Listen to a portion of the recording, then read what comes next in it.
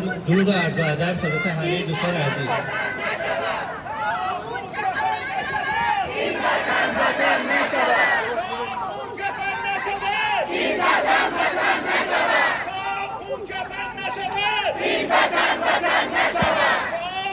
به نام ایران،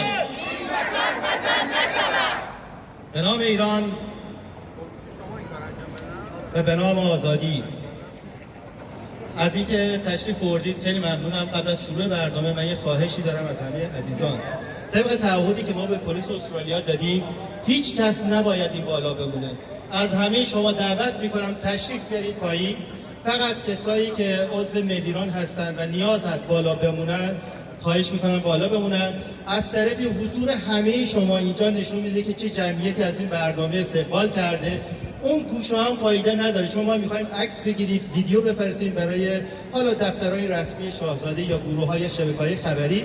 ممنون میشم همه حضور داشته باشن اینجا که مردم ایران وقتی ویدیوهای شما رو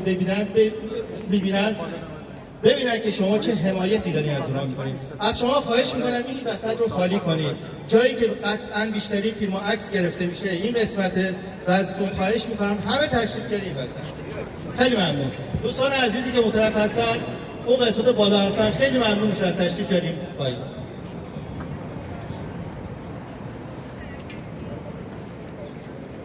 چند لحظه صبر میکنید تا سایر دوستان ملحق بشن به این طرف. عزیزان اونایی که اونجا هم خیلی دور هستین خوشحال میشم تشریف بیارید جلو. نترسین مردم بیاین جلو. یا همه با هم دیگه میرن. بیا قایم نشین.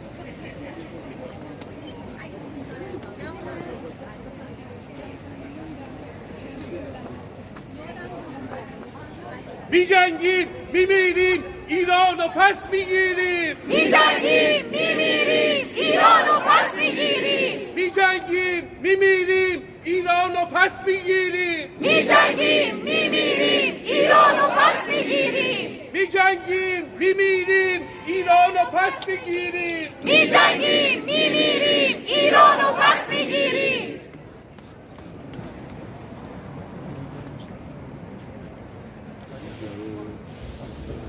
جاوید شاه! جاوید شاه! جاوید شاه! جاوید شاه! جاوید شاه! جاوید شاه! به احترام ایران عزیز آغاز میکنیم برنامه‌مون رو با سرود ای ایران. به احترام ایران عزیز.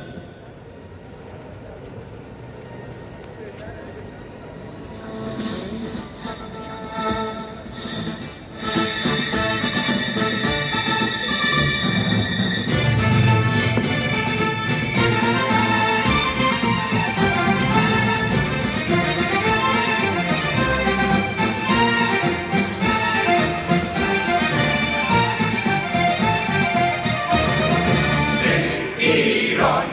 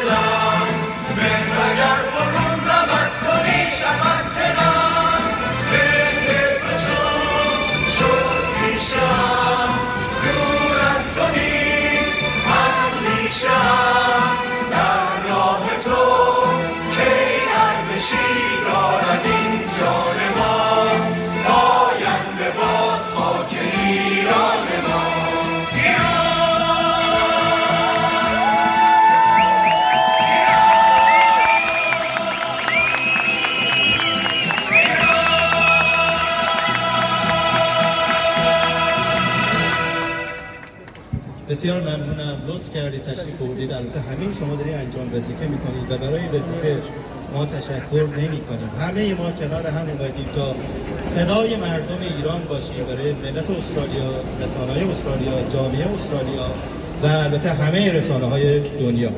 عرض کنم خدمتتون امروز ما برخلاف سایر برنامه‌های دیگه نه اسپیکر داریم، نه اسپیکرمن داریم، نه کسی قراره به عنوان سفارشی بیاد و صحبت کنه. نه، ما همچین چیزی نداریم. ما فقط یک پیام 100 شهر رو داریم که در اول برنامه قرائت میشه و یک بیانیه پایانی ملیران رو داریم که برای مردم ایران و برای همه شما عزیزان قرائت میشه. اما هدف ما از برنامه امروز تریبون آزاده. تک تک شمایی که اینجا حضور دارید میتونید با مردم ایران صحبت کنید. تک تک شما با فارغ از هر اندیشه، هر گرایش، هر نگاهی که دارید میتونید بیاید اینجا و با مردم ایران صحبت کنید و صدای شما رو مردم ایران خواهند شنید. اصلا مهم نیست طرفدار چه جنایی هستید، اگر ایران اولویت شماست. اصلا مهم نیست که با هم دیگه چه اختلافاتی داریم، چه تفاوتایی داریم، چه از لحاظ رنگ، از لحاظ ایدئولوژی، اصلا مهم نیست. این تریبون برای اولین بار در ملبورن داره برگزار میشه که صاحبین اصلیش و اسپیکرهای اصلی شما هستید و ممنون میشم که قبل از اینکه به خاطر اینکه نظم رعایت بشه و به خاطر اینکه بتونیم مدیریت کنیم، دوست عزیز ما آریا با کاوره وست ملیران ظرف اونجا ایستاده. قبل از اینکه هر کسی میخواد بیاد بالا، اول با ایشون هماهنگ کنه که نوبت رعایت بشه و بعد تشریف بیاره اینجا و عرض کنم خدمتتون صحبتی، بیانیه‌ای، متنی، هر چیزی که داره قرائت کنه. دوستان عزیز، اصلا مهم نیست که با چه ادبیاتی میخوایم بگیم، با چه زبانی میخوایم صحبت کنیم، مهم نیست با چه لهجه‌ای میخوایم صحبت کنیم. مهم فقط یک چیزه، به مردم ایران بگیم که ما کنارشون هستیم. امروز در خیابون اومدیم، فارغ از مجازی زندگی کردن، فارغ از مجازی فعالیت کردن، ثابت کردیم ما هم مثل مردم ایران روز تعطیلمون و روزی که هوا به این خوبی رو رها کردیم، خانواده‌مون رو رها کردیم و اومدیم اینجا پا به پای مردم ایران در کف خیابون ایستادیم تا صدای مردم ایران باشیم، تا خواسته مردم ایران رو به گوش تمام جهانیان برسیم. امیدوارم این رسالتی که بر دوش تک تک ماست بتونیم به بهترین نحو انجامش بدیم. برنامه رو با پیام دفتر 100 شهر توسط سرکار خانم لیلی آغاز میکنیم. دوستانی که مایلن صحبت کنن، دیالوگ داشته باشن، میتونن با دوست عزیز و آریا صحبت کنن، هماهنگی کنن، اسمشون رو بدن و ما بعد از خانم لیلی دعوت میکنیم بیان روی استیج. درود به همه، سپاسگزار از حضور گرمتون. به مردم دنیا، سیاستمداران و رسانه ها، همان گونه که امروز به روشنی مشاهده می شود، مردم ایران در سراسر کشور علیه ظلم، سرکوب، تبعیض و بی‌عدالتی سیستماتیک به پا خواستند. آنان با فریاد زدن نام تنها آلترناتیو حقیقی، مشروع و ملی خود، رضا شاه دوم پهلوی، نشان دادند که پس از 47 سال فریب و بازی پلیس خوب و بد انتخاباتی به اصلاح طلبان و اصولگرایان و انتخاب بین بد و بدتر را نمیخورند. دیگر خواهان تغییر یا گذار یا اصلاحات در چارچوب نظام موجود نیستند، بلکه به طور قاطع خواستار سرنگونی کامل رژیم اشغالگر حاکم بر ایران هستند. رهایی مردم ایران از 47 سال سرکوب، قتل، کشتار و تبعیض سازمان یافته صرفاً نجات یک ملت نیست، بلکه گامی اساسی در جهت برقراری صلح و ثبات پایدار و توقف ماشین ترور و خشونت در خاورمیانه و جهان به شمار می رود. آزادی ایران نه تنها مطالبه‌ای ملی، بلکه ضرورتی بین المللی است.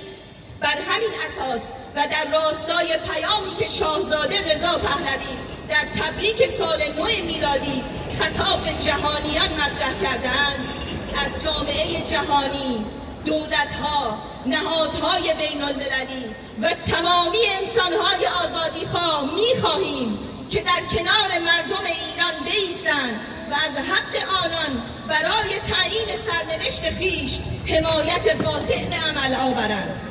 ما مردم ایران با یقین به گفته ایشان باور داریم که صلح در خاورمیانه و ثبات در سراسر جهان به طور مستقیم به آزادی ایران گره خورده است.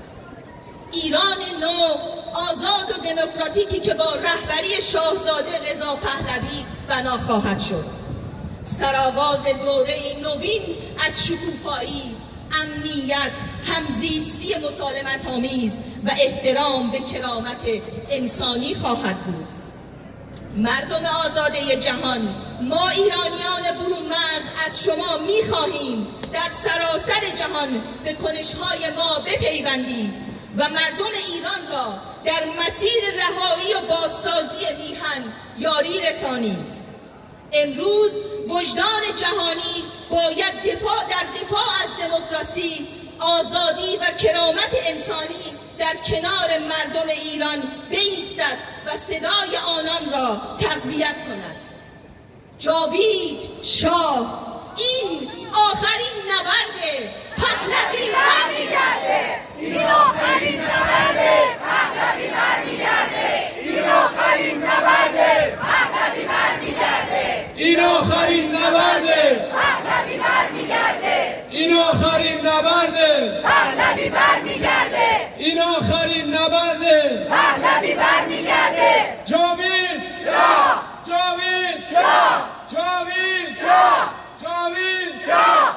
بگو جاوید شاه، جاوید شاه، جاوید شاه، جاوید شاه، جاوید شاه، جاوید شاه، جاوید شاه. بگو جاوید شاه، جاوید شاه، جاوید شاه. کینگ رضا پهلوی، کینگ رضا پهلوی، کینگ رضا پهلوی، کینگ رضا پهلوی، کینگ رضا پهلوی، کینگ رضا پهلوی، کینگ رضا پهلوی، کینگ رضا پهلوی، کینگ رضا پهلوی. کینگ رضا پهلوی. مرگ بر سپاسه، مرگ بر سپاسه، مرگ بر سپاسه، ملا چپی مجاهد، مرگ بر سپاسه، ملا چپی مجاهد، مرگ بر سپاسه. ملا چپی مجاهد. ایران که شاه نداره، حساب کتاب نداره، ایران که شاه نداره، حساب کتاب نداره، ایران که شاه نداره. حساب کتاب نداره. مرگ بر خامنه‌ای، مرگ بر خامنه‌ای، مرگ بر خامنه‌ای، مرگ بر خامنه‌ای، مرگ بر خامنه‌ای. مرگ بر خامنه‌ای.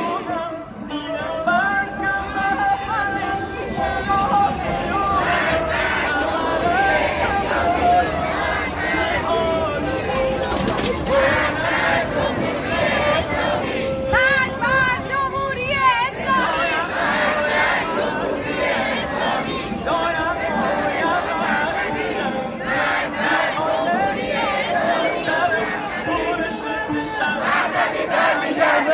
این آخرین نبرده. این آخرین نبرده. این آخرین نبرده.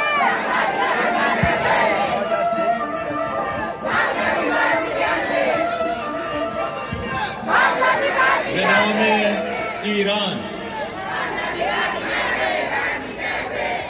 به نام ایران. صحبتی که میخوام بکنم بیشتر از این که یه دیالوگ باشه مونولوگه. رو به تموم ایرانیا، مخصوصا اونایی که کف خیابون جونشون رو کف دستشون گذاشتن و با ضحاک و مزدوراش دارن میجنگن.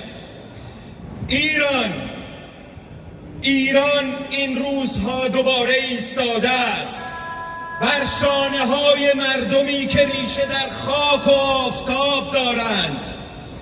از شکوه خاموش تخت جمشید که هنوز عظمت ایران را فریاد میزند تا عراقه رضا شاه بزرگ که ایران نوین را بنا نهاد تا نشانی از نظم، آبادانی و آینده باشد. امروز رشادت ایرانیان امتداد همان تاریخ است، تاریخی که خم نمی شود فراموش نمی کند و دوباره قد می کشد. اینجا ایران است، جایی که تاریخ فقط روایت نمی شود و ادامه دارد، جایی که مردمش وارث ترس نیستند، وارث ایستادگی اند، در سایه ستونهای تخت جمشید که هزاران سال فرو نریختند، در سایه کاخ شاهنامه که در طی قرنها از باد و باران گزند نیافته و با یاد پادشاهان ایران ساز پهلوی که ایران را از ویرانی به دولت رساندند. امروز مردم ایران ایستادند تا بگویند این سرزمین هنوز صاحب دارد و شکوه اگر خاموش هم شود هرگز نمی میرد. از ملبورن تا شهر خودم مرزدشت، از ملبورن تا نقطه نقطه خاک زرخیز ایران، جاوید شاه، جاوید شاه، جاوید شاه، جاوید شاه، جاوید شاه، جاوید شاه. و شاهزاده عزیزمون گفتند این آخرین نبرده، پهلوی برمیگرده، این آخرین نبرده، پهلوی برمیگرده، این آخرین نبرده، پهلوی برمیگرده، این آخرین نبرده. پهلوی برمیگرده. ممنون از تک تکتون.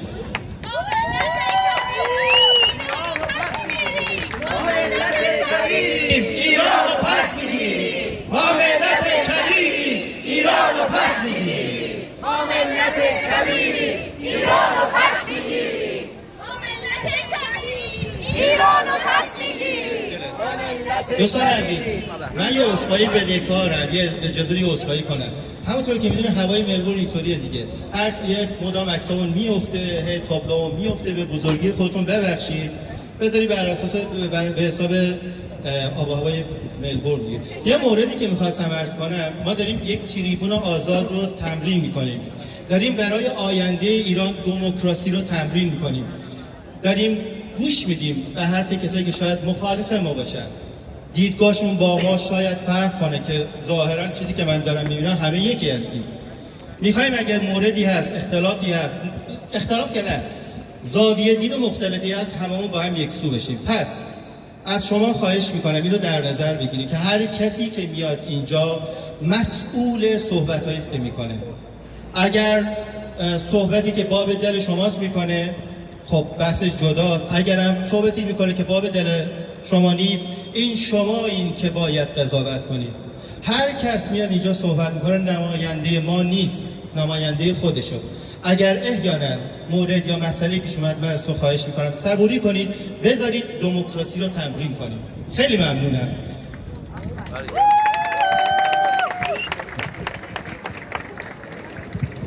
خیلی متشکرم. با درود فراوان به تمامی ایرانیان و دوستانمون در سراسر جهان.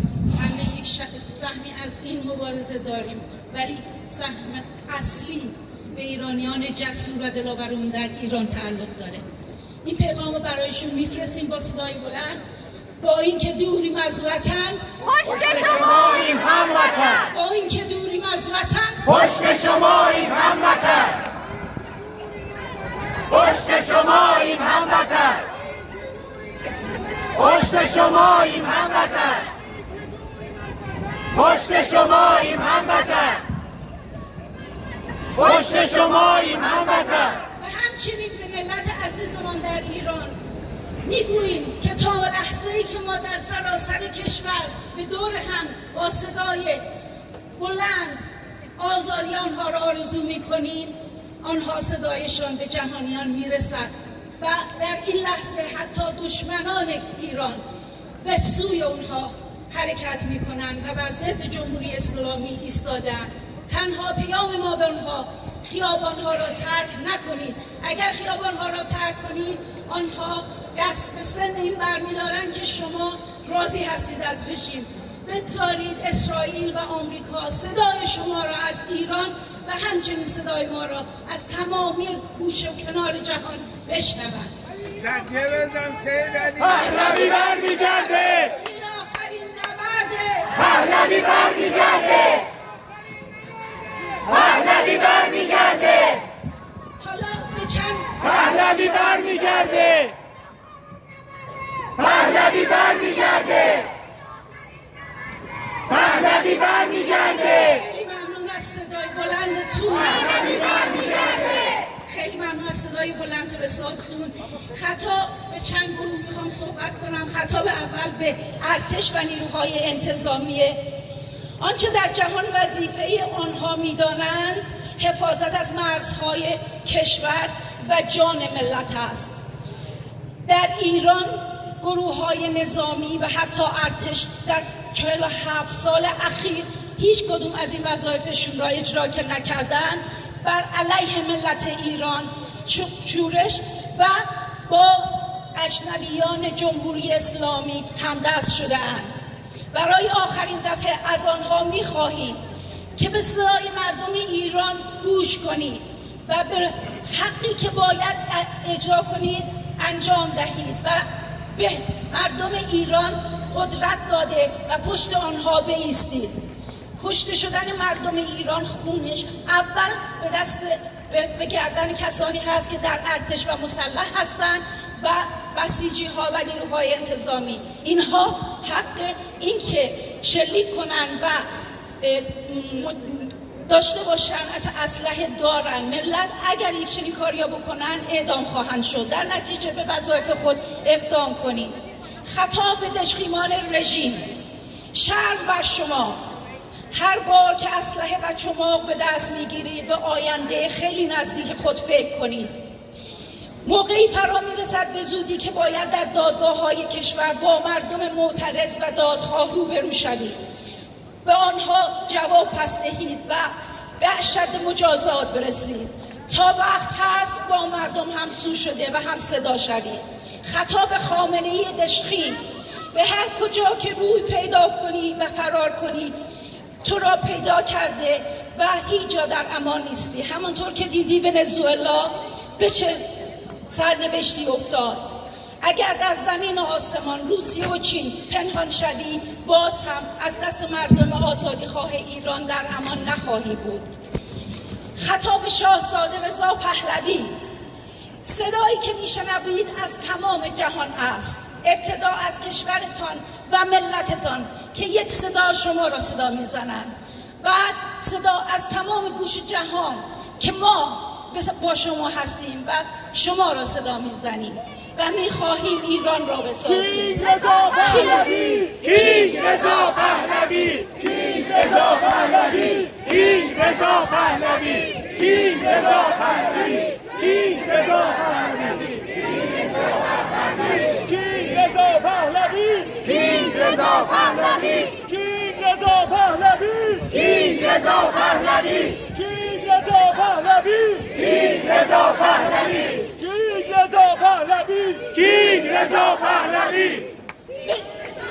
جایی داره که از چند نفر تشکر کنیم. دوستان عزیز، اگه امکان داره ما بین هر گفتگویی که صورت میشه شعار میدیم. به خاطر که تایم رو مدیریت کنیم ممنون میشم شعار رو بذارید تا داریم نفر رو عوض کنیم اون فاصله بتونیم شعار بدیم. بعد یه مورد دیگه شما بفرمایید. جا داره که از چند نفر تشکر کنیم. We the Iranian nation giving our gratitude to Trump and Netanyahu for standing by us. We have been fighting the fanatic regime in Iran over 47 years. And all we were seeking were our freedom and justice. Trump brought shame to U.S. previous presidents. The Carter who brought this regime on us, on Biden and Obama who empowered them and financially support them, that they could devastate Iranian in their country and hide all the facts from the world. They have sided with the regime, but now we have Biden and Trump, and we want to give our appreciation and say that we do not ever forget the people who stand by us in Iran's future. Thank you, very much. Trump! Thank you, Trump! Thank you, Trump! Thank you, Trump! Thank you, Trump! Thank you, Trump! Thank you, Trump! Thank you, Trump! Thank you, Trump! Thank you, Trump! Thank you, Trump! Thank you, Trump! دونالد شیلدر. دوستان گرامی، یه خواهشی دارم. با توجه به اینکه محدودیت زمانی داریم و خیلی از دوستان منتظرن که صحبت کنن، ازتون خواهش میکنم نهایتاً 3 دقیقه تایم صحبت داریم که بتونیم این عدالت رو رعایت کنیم. موردی که میخواستم عرض کنم اینه که چرا ما در تجمعاتون پرچم اسرائیل میگیریم؟ ما از زمانی که قربانی تروریست شدیم همواره مردم اسرائیل کنار ما بودن، همواره مردم اسرائیل از ما حمایت کردن. بارها و بارها گفتیم هر دولتی که بیاد کنار مظلومیت، هر دولت و مردمی که بیاد کنار مظلومیت ملت ایران قرار بگیرن برای ما ارزشمنده. فرق نمیکنه میخواد فلسطین باشه، اسرائیل باشه، اعراب باشن، هر کی میخواد باشه، اینی که بیان از مردم ایران حمایت کنن. اما شاهد بودیم در تاریخ 45-48 سال اخیر هیچ کس جز مردم اسرائیل کنار ما نبودن و همیشه همراه ما بودن. برای همین Thank you, Israel! Thank you, Israel! Thank you, Israel! Thank you, Israel! Thank you, Israel! Thank you, Israel! Thank you, Israel! Thank you, Israel! Thank you, Israel! برای همین همواره مردم اسرائیل، مردم عزیز اسرائیل کنارمون بودن و ما هم کنارشون خواهیم موند تا سرنگونی تروریسم، تا سرنگونی جمهوری اسلامی. برای همین من از سرکار خانم شارون دعوت میکنم به نمایندگی از جامعه یهودی و اسرائیلی اینجا حضور پیدا کنن، از لیدرهای بسیار خوبی که همواره نگران وضعیت مردم ایران بودن. به افتخار شارون عزیز و مردم عزیز اسرائیل.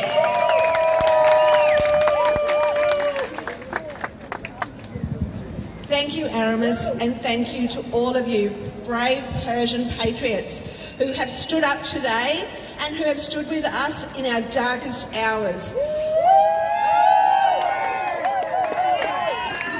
On October the 7th, we experienced the worst, most brutal, sadistic massacre in Israel. And then in Sydney, in Lakemba, on October the 8th, we had crazy maniacs actually celebrating this. When we were at our lowest ebb, all of you have stood by our side, and we thank you so much. Your support means so much to us, and we stand here in solidarity with you today.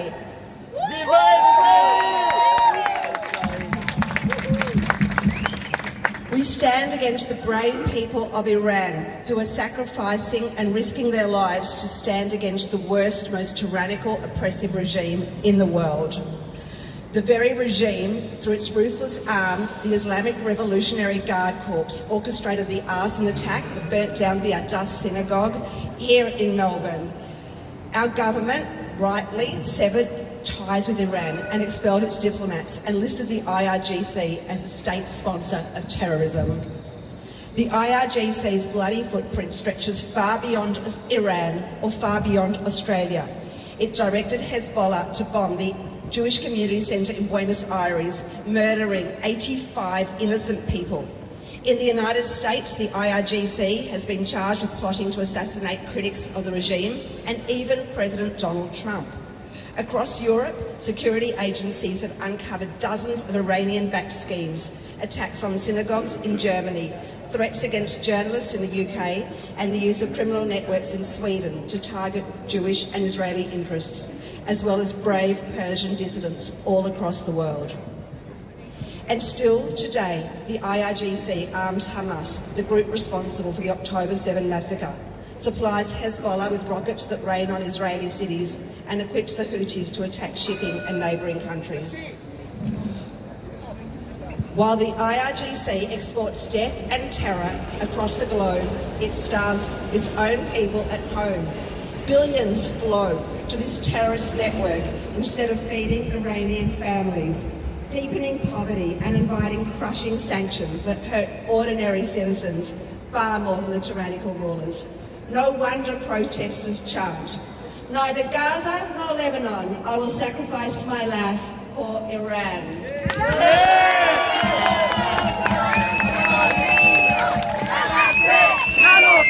جانم فدای ایران، نه غزه نه لبنان، جانم فدای ایران، نه غزه نه لبنان، جانم فدای ایران، نه غزه نه لبنان، جانم فدای ایران، نه غزه نه لبنان، جانم فدای ایران،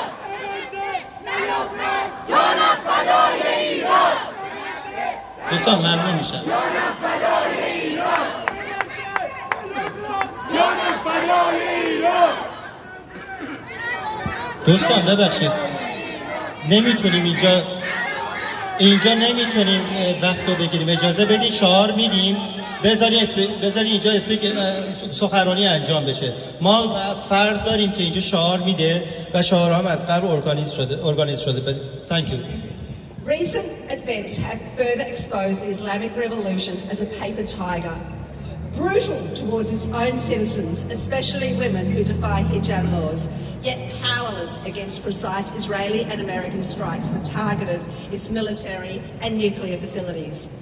These protests, sparked by merchants striking against economic collapse, have swiftly escalated into a nationwide uprising. Reports confirm security forces, including the IRGC, have killed over 10 brave protesters with live ammunition, wounding dozens more amid mass arrests. Yet the people of Iran stand firm. Women prominently lead many demonstrations alongside merchants, defying hijab laws and symbolising resistance to gender oppression as the slogan, "Women, life, freedom." Woman, life, freedom. Woman, life, freedom. Woman, life, freedom. Woman, life, freedom. Woman, life, freedom. Revived from Massa Amini's 2022 murder once again echoes through Iran's streets. Friends and allies, let us speak plainly about courage and cowardice. In the streets of Iran today, ordinary people, women, boldly uncovering their hair in defiance of brutal laws, merchants shutting their shops and crying, "Enough!" stand unarmed against a ruthless regime backed by the heavily armed terrorist army of the IRGC. These heroes risk torture, imprisonment and death for the simple dream of freedom. They embody true courage and self-sacrifice. They stand in the starkest contrast to the cowards and morons who for the past 2 years have wrapped themselves in keffiyehs on the safe streets of Western cities, chanting slogans in support of the Iranian-backed terrorists who murdered Jews and dissidents.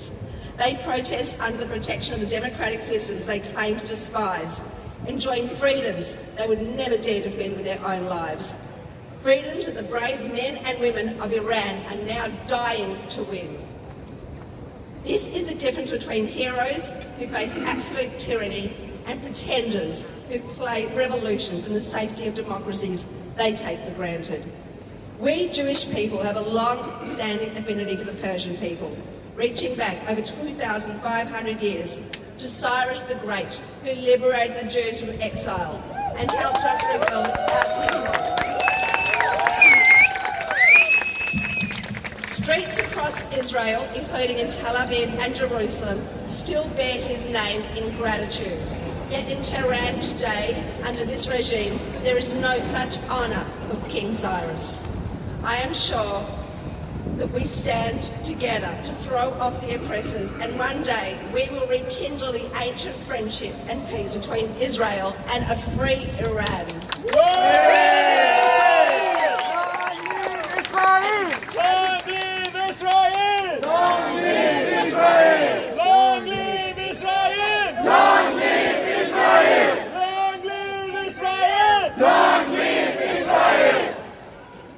As a Jewish woman whose community has felt this regime's anti-Semitic hatred firsthand, I stand in awe of the courageous Iranians, women and men alike, risking everything for freedom. Let places and stand against tyranny. Human rights knows no borders. Women, life, freedom. Women, life, freedom. We are at the referendum today. Thank you.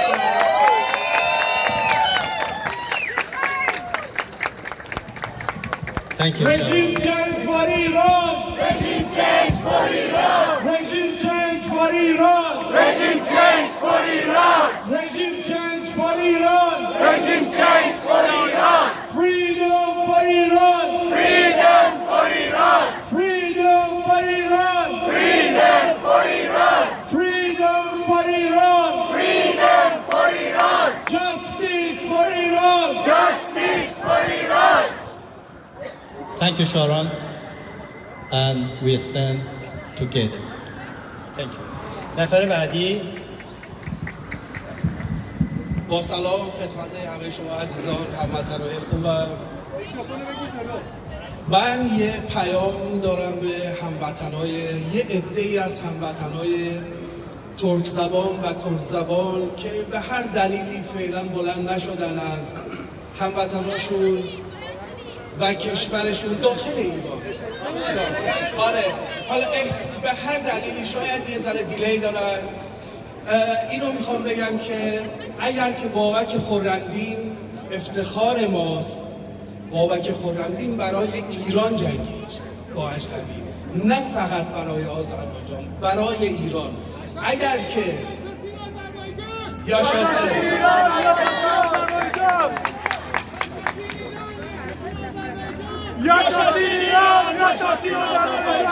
ممنونم. و کردهای عزیزمون، اگر که افتخار ما فریدونه که اومد زخات رو در بند کرد، شما عزیزان کرد نسل فریدونی. بشی کردستان! بشی کردستان! بشی کردستان! بشی کردستان! بشی کردستان! بشی کردستان! و اون سربازهایی که به سر و سینه و صورت آریو برزنها و یوتاب های مملکت شلیک میکنن، شلیک نکنه. آدم مگه به خود شلیک میکنه؟ با شماییم، شما ماییم، با همدیگه سهمی از این انقلاب و پیروزی باشیم. فردا خدایی نکرده روز سیاهی برای هیچ کدومتون نمونه. با افتخار جاوید شاه، پاینده ایران. جاوید شاه، پاینده ایران. دوستان سعی میکنیم به خاطر اینکه تایم خیلی کمه و خیلی از دوستان میخوان سخنرانی کنن، سعی میکنیم موزیک نذاریم، شعرم در حد یکی دو سه مورد بدیم که بتونه سایر دوستان عزیزم صحبت کنن. من باز هم خواهش میکنم همه عزیزانی که اینجا حضور دارن برن پایین، چون پلیس به ما اخطار میده. اجازه بدین برای سری بعد اگه خواستیم پرمیت بگیریم پلیس نهایت همکاری با ما کنه. ما تنها گروهی هستیم که در استرالیا تونستیم پرمیت بگیریم. در تمام استرالیا پرمیت ها کنسل شده، اونم بابت کردیت و اعتباری که همه شماها به ما دادید، وگرنه ما هیچی نیستیم. برای همین درخواست میکنم از دوستانی که به جز اعضای ملیران که نیاز از همکاری کنن، سایر دوستانی دیگه اگر توی لیست سخنرانی نیستن تشریف بیارن پایین، ممنون میشم. بازم میگم دوستانی که جدیداً به ما ملحق شدن، اینجا تریبون آزاده، گفتگوی ملیه، همه ما با هر صحبتی دیگه. دوستان اجازه بدید، ما اینجا نفر داریم که شعار میده. توی صحبت لطفاً شعار ندید، چون که تایمو دارید میگیرید. عرض کنم خدمتتون این که کسایی که جدیداً به ما اضافه شدن، این تریبون آزاده، تریبون ملیه. هر کس صحبتی داره، هر کس میخواد به مردم ایران پیامی بده، اونجا خودشو معرفی کنه، تشریف بیاره بالا، در حد 3 دقیقه میتونه صحبت کنه. ما داریم دموکراسی رو تمرین میکنیم. خیلی ممنون، بسیار متشکرم. دوستان کسی که میاد اینجا سعی کنید میکروفون تو میتونه بالا بگیره که همه عزیزان بتونن صدا رو بگیرن. به نام ایران، هموطنان ایرانیم، ما امروز اینجا در شهر ملبورن دور هم جمع شده ایم تا صدای مردم میهنمان در داخل ایران باشیم. ما راه درازی را سپری کرده ایم. سالهای شوم دهه 60، 78، 88، 96، 98، 1401 و همکنون که در ماه‌های پایانی 1404 قرار داریم. در همه این سالها اگرچه راه‌های متفاوتی رفتیم ولی همه در راستای نجات ایران بوده است. و اما امروز نیز همچون مبارزات قبلی مردم ایران راه درست را پیدا کردند و به لطف اینترنت آزاد و پلتفرم‌های اجتماعی همدیگر را پیدا کردند. این یک موقعیت استثنایی است که انحصار رسانه‌های جریان اصلی را از بین برده است. این یک فرصت بزرگ برای ما ایرانیان است که دچار لغزش‌های گذشته نشویم. در دام تبلیغاتی و پروپاگاندای سه فاسد ملا شفیع و مجاهد نیفتیم. ما همدیگر را یافته‌ایم. ذکر این نکته اساسی مهم هست که اتحاد ما ناشی از حس وطن پرستی ما ایرانیان است. سخنان شاهنشاه فقید آریامهر کبیر باید زمزمه این روزهای ما باشد. به گفته او وطن پرستی کلمه‌ای است که کمتر به آن توجه شده است. این سخنان که توسط پروپاگاندای عظیم جریان‌های سرمایه‌ای در نفتی غارت شده ایرانیان از گوش ما میهن پرستان دور مانده بود، امروز به واسطه یافتن همدیگر در شبکه‌های اجتماعی شنیده می‌شوند. ولی مهمترین نکته‌ای که هنوز می‌بینم در بین هم میهنانی که قلبشان برای وطن می‌تپد کمتر به آن توجه می‌شود این است که به بحث پروپاگاندای ضد ایرانی که در جریان هست توجه کافی نمی‌کنند. در غرب دولت‌ها مالیات می‌گیرند که برای کشورشان هزینه کنند. وقتی این مالیات‌ها سرازیر به شبکه‌های فارسی زبان می‌شود، اولویت اول آنها بهره بری از شرایط کشور ثروتمند ما ایران است. به هوش باشید و در همه مسائل بعد از اینکه دیدید چه گفته می شود پیگیری کنید که چه کسی و چه جریانی این گفتگو را جریان سازی می کند. در انتها از اهمیت شعارهای کف خیابان در ایران از سیستان و بلوچستان تا تبریز و از مشهد تا اهواز بگویم. شعار جاوید شاه تنها شعاری است که نه اصلاح طلب، نه اصولگرا، نه مجاهد، نه ملا و نه شفیع و نه تجزیه طلب می تواند آن را مصادره کند. جاوید شاه ضامن یکپارچگی و اتحاد ایران است. نگذارید به اسم دموکراسی اتحاد ما ایرانیان را خدشه‌دار کنند. نگذارید به شکاف‌هایی که در افغانستان و عراق به دلیل انفعال و سکوت اکثریت شکل گرفت بر سر ایران بیاید. و اما اکثریت خاموشی که سال 57 نیز خاموش ماندند. به چشم‌های شاهنشاه آریامهر بزرگ در مصاحبه آخرش در پاناما خوب نگاه کنید. آنجا که میگوید اکثریت خاموش ماندند. این بار خاموش نمانید تا جایی که میتوانید با پروپاگاندای ضد ایرانی مبارزه کنید و آگاهی اجتماعی را زیاد کنید. دلیل شکست انقلاب 1401 این بود که ما میهن پرستان حریف‌های ضعیفی در برابر پروپاگاندا و شعارها و پرچم‌ها و سمبول‌های ضد ایرانی بوده ایم. اما این بار همراه با خیابان‌های تهران یک صدا بلند و رسا به جای شعارهای سلبی شعارهای ایجابی من را فریاد میزنیم. پاینده ایران، پاینده پرچم سرنگ شیر خورشید نشان، جاوید شاه، جاوید شاه، جاوید شاه، جاوید شاه، جاوید شاه، جاوید شاه، جاوید شاه، جاوید شاه، جاوید شاه، جاوید شاه، جاوید شاه، جاوید شاه، جاوید شاه، جاوید شاه. درود عرض ادب و سلام دارم به همه هموطنان عزیزم در جای دنیا، ملبورن و ایران عزیز و همچنین جوانانی که جان بر کف بدون هیچ امنیتی تو ایران عزیز دارن برای آزادی خودشون و همه ما می جنگن. من شیما هستم، 1 سال هست که مهاجرت کردم به ملبورن و نه شاعر هستم نه نویسنده، خودم رو کوچیک‌تر از اینها میدونم، اما دلنوشته‌ای دارم که ناشی از درد و رنج کشورم و مردم ایران عزیز هست که میخوام تقدیم کنم به همه شما. ایران، تو را به سینه‌ام سنجاق کردم، به تار و پود وجودم چنان عمیق رخنه کردی و مثال شریان خون در رگهایم جاری. تو همان اندیشه های شبانه‌ای که در خاموشی شب برایت میرقصند و آن نغمه آشنا که لبهایم بی اراده ترانه‌ات میخوانند. گاه چنان در جانم غروب میکنی که گمان میبرم خورشیدی و گاه چنان اوج میگیری که پرواز را به من میآموزی. رفتم، اما تمام لحظاتی که میگذرانم روانم، یادم جویای احوالت و چگونه بودنت است. حتی در دوردست‌ترین نقطه جهان تو همنشین تنهایی‌هایم و مهمان همیشگی رویاهایم هستی. نامت بر لوح جانم حک شده و یادت در استخوان‌هایم آرمیده است. به رشته موهای سفید و سیاهم یادت را بافتم و در خلوت‌ترین گوشه‌های قلبم جایت دادم تا همواره تو را با خود حمل کنم. چه شیرین است دوست داشتنت، مایه مباهات و غرور بزرگی است نسبتی با تو داشتن. عشقی که نه مرز میشناسد و نه زمان، که دوریت آن را کاهی نکرده که کوه کرده است. ایران خانه حقیقی ما، به روزی میاندیشم که تو برای همه فرزندانت پناه امن باشی، روزی که در سایه سار سروهای همیشه سبزد در خاک آریاییت با خنده های بلند کودکانمان زندگی کنیم.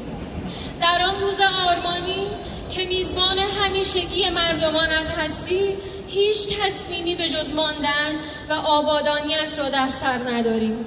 روزی میرسد که دیگر داغ فرزندانت را نخواهی دید و صدای خنده هایشان از البرز، زاگرس و تا خلیج همیشه فارست خواهد پیچید و خواهد ماند. ایران تو را نه تنها به سینه بلکه به جانم سنجاق کردم. شیما سرو ایرانی مهاجر، زنده باد ایران، زنده باد خاندان ایرانساز پهلوی. جاوید شاه.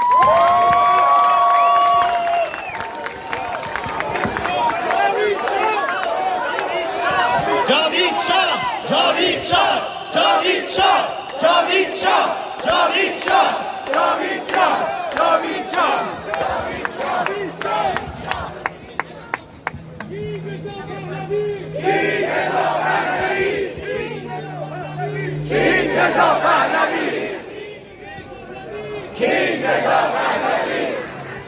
خیلی ممنون از حضور تک تکتون امروز. خیلی ارزشمنده برای هممون که به عنوان ایرانی، مهم نیست که چه قومیتی هستیم، من از طرف تمام جامعه کرد امروز اینجا حضور دارم و میخوام به زبان مادریم صحبت بکنم. ژنژیان آزادی،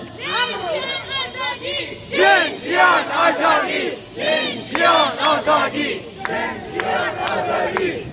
همه اینها اصلیتش، البته که 30 ساله داریم می‌جنگیم بر ضد جمهوری اسلامی، بر ضد آخوند، که ما هرگز یاد نگرفتیم از دوران کودکیمون، قبل از یاد گرفتن الفبای زندگی یاد گرفتیم که ضد حکومت جمهوری اسلامی ایران باشیم و برای خون مهسا، برای خون کمار، برای خون تک تک بچه‌های کرد و همین الان که بچه‌های ایلام توی بیمارستان‌ها دارن جون میکنن، برای قلب تک تک مادرایی که با هر کدومشون خون گریه کردیم، قلبمون تیکه تیکه شد. امروز اینجا برای قلب مادرای ایران که مادر نشدم ولی احساسشون رو کاملا درک میکنم و ممنونم از همتون که اینجا حضور پیدا کردین و از طرف جامعه کرد دارم میگم که پشت همه کردای عزیز هستم، پشت تک تک هموطنان، پشت تک تک بچه‌های سنندج، بانه، مریوان، سقز و ازشون میخوام که لطفاً الان دیگه کوتاه نیان، همه به خیابونا بیان و تمومش بکنیم چون لحظه های آخر جمهوری اسلامی. Thank you so much. بژی کردستان، بژی کردستان، کینگ رضا پهلوی، کینگ رضا پهلوی، کینگ رضا پهلوی. سلام عزیزای دل، منم از غرب کشور هستم، از کرمانشاه، منم کردم. ممنون، فدای شما بشم. اگه اجازه بدین با زبان کردی میخوام با همشهریام حرف بزنم که همشون الان در دل جنگ تو خیابون هستن، مبارزه میکنن. قسم وگرد منارل کرمانشاه، منارل ایلام، منارل ملکشاهی و گشیانوش و ما ننیشیم و ما نشیم هیچ کاری درست نیو برشندش های جو کرشیان نسدش دستان خوش بود گشان برشندش و امید خدا ویزوی ای گمالی لدرچه هیچ کس نمینه. جاوید شاه، جاوید شاه، جاوید شاه، جاوید شاه، جاوید شاه، جاوید شاه، جاوید شاه، جاوید شاه، جاوید شاه. ممنون عزیزانه.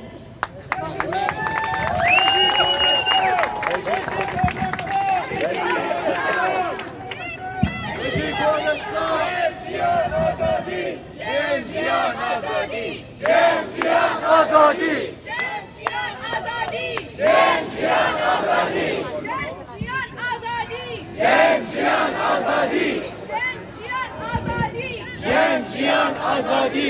دوستان عزیز، همونطور که ملاحظه کردید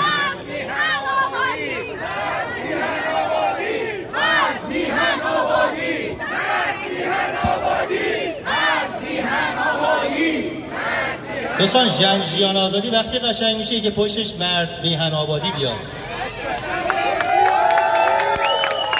ما در دولت آینده، در حکومت آینده چیزی به نام تبعیض جنسیتی نداریم.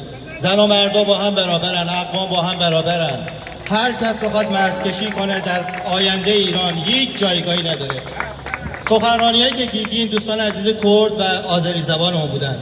نماینده واقعی اینا، نه اون به قول معروف سفارشی‌های جمهوری اسلامی که سعی میکنن بین ما مرزکشی کنن و ترس تفرقه و نمیدونن تجزیه به ایران بندازن. اونقدری که این آذری‌ها، اونقدری که این کردها عشق به وطن دارن، شاید من نور هنوز نداشته باشم. به افتخار کردها و آذری زبان‌های کشورمون. سلام ایران. تسلیت دوباره به مردم ایران. مردم ایران در سالهای اخیر با شرایط سخت و اتفاقهای تلخ زیادی روبرو بودند. با وجود فشارها، مشکلات اقتصادی و محدودیت‌ها، ولی آنها هنوز امید، صبوری و صدای خود را حفظ کردند. خواسته مردم ایران ساده است: زندگی با امنیت، احترام، آزادی بیان و آینده‌ای بهتر برای نسل‌های بعد. شنیده شدن صدای مردم و همدلی جهانی می‌تواند قدمی برای تغییرات مثبت باشد. In recent years, the people of Iran have faced many difficult and painful situations. Despite pressure, economic challenge, and high inflation and limitation, they continue to show resilience, hope, and courage. The Iranian people are asking for simple human rights, safety, dignity, freedom of expression, and a better future for the new generation. Listening to their voice and showing global solidarity and can be step toward positive change. Stop killing the people in Iran. Stop killing the people in Iran. Stop killing the people in Iran. Stop killing the people in Iran. این آخرین نبرد پهلوی برمیگرده. این آخرین نبرد پهلوی برمیگرده. این آخرین نبرد پهلوی برمیگرده. این آخرین نبرد پهلوی برمیگرده.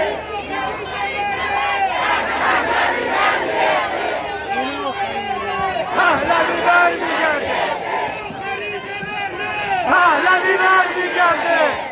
بسیار ممنونم. دوستان عزیز، توی حداقل 2-3 سال گذشته یکی دیگه از گروه‌هایی که همواره از ملت ایران حمایت کردن، از جامعه اسرائیلی نمایندشون اینجاست و ما به احترام مهمان نوازی تایم گفتگو با ایشون میدیم. شیرهای صهیونیسم، گروهی بسیار بسیار اکتیو که همواره در کنار ما بودن و حتی همین الان هم همیشه در کنار ما هستن. جناب یعقوب.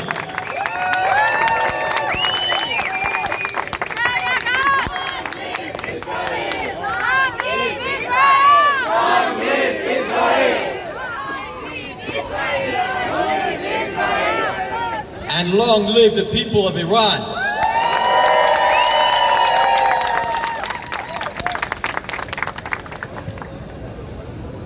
Nobody, no nation knows better than the two that I'm holding their flags and proud to hold their flags, of what the dangers are when we let our people get taken over by ideologies and by religions that are deadly to us, and I mean physically deadly.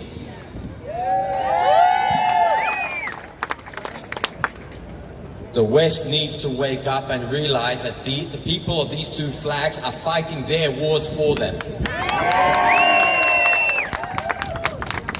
What we see in Iran right now happening as we're here standing and speaking and gathering together is exactly what we're doing here. It's called unity.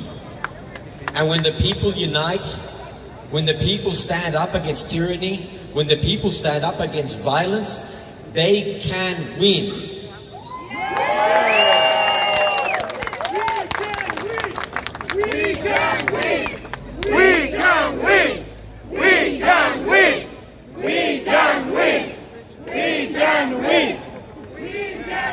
road to winning is never easy. The path to taking a stance against what's bad and what's evil has never been easy. It doesn't come out with a red carpet that you walk down, strutting your body and saying, look at me, look at me. It's won by people who are willing to put themselves on the line for the betterment of the whole. It's about rising up, rising together, standing strong, even in the face of all the hate, even in the face of the danger. Together we can overcome it, but only when we're together. Because the one thing that's stronger than bad governments, bad police, or any other bad force is when the good people all come together. And this is what we have to do, not just in Iran, not just in Israel, but worldwide. We stand together and we fight the evil, because that is the only way that we can win, and we will win.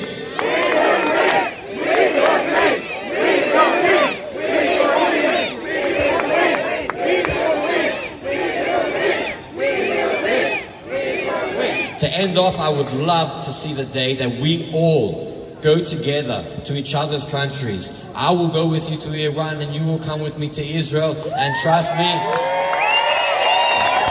it's going to be a time of peace like never before. But to get to that, we will fight, and we will put everything on the line to get to that, because that's what we're fighting for. Peace to all and victory to all. Thank you, Yoko. Thank you.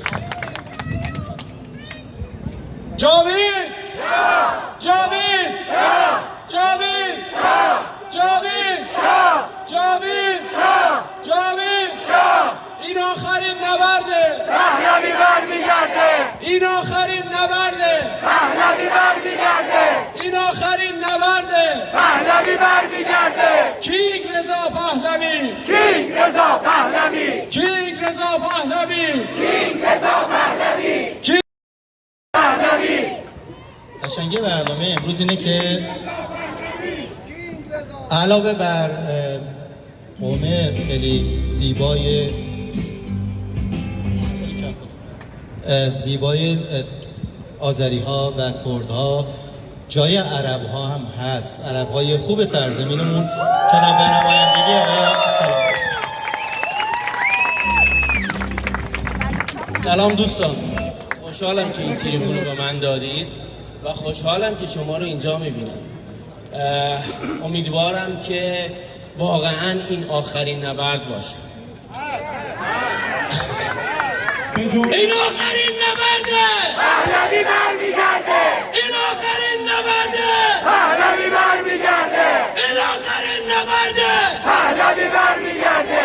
این آخرین نبرده، پهلوی برمیگرده. یه چیز دیگه میخواستم بگم. 12-13 سال پیش وقتی ورزش میکردم، هوای اهواز 65 درجه میشد و هیچ وقت مثلا احساس چیز نداشتیم، مثلا همیشه سر حال بودیم. من همه جای ایران رو گشتم، من اصفهانم بودم. اصفهانم بعضی موقع گرمتر از اینجا میشه. چرا شما ببخشید یعنی میگم ماها چرا اینقدر با انرژی کم؟ چرا شعاری که میدید از ته دل شعار نمیدید؟ این آخرین نبرده، پهلوی برمیگرده. این آخرین نبرده، پهلوی برمیگرده. این آخرین نبرده، پهلوی برمیگرده. این آخرین نبرده، پهلوی برمیگرده. رضا شاه، رضا شاه، روح شاه، رضا شاه، روح شاه، رضا شاه، روح شاه، جاوید شاه، جاوید شاه، جاوید شاه، جاوید شاه، جاوید شاه.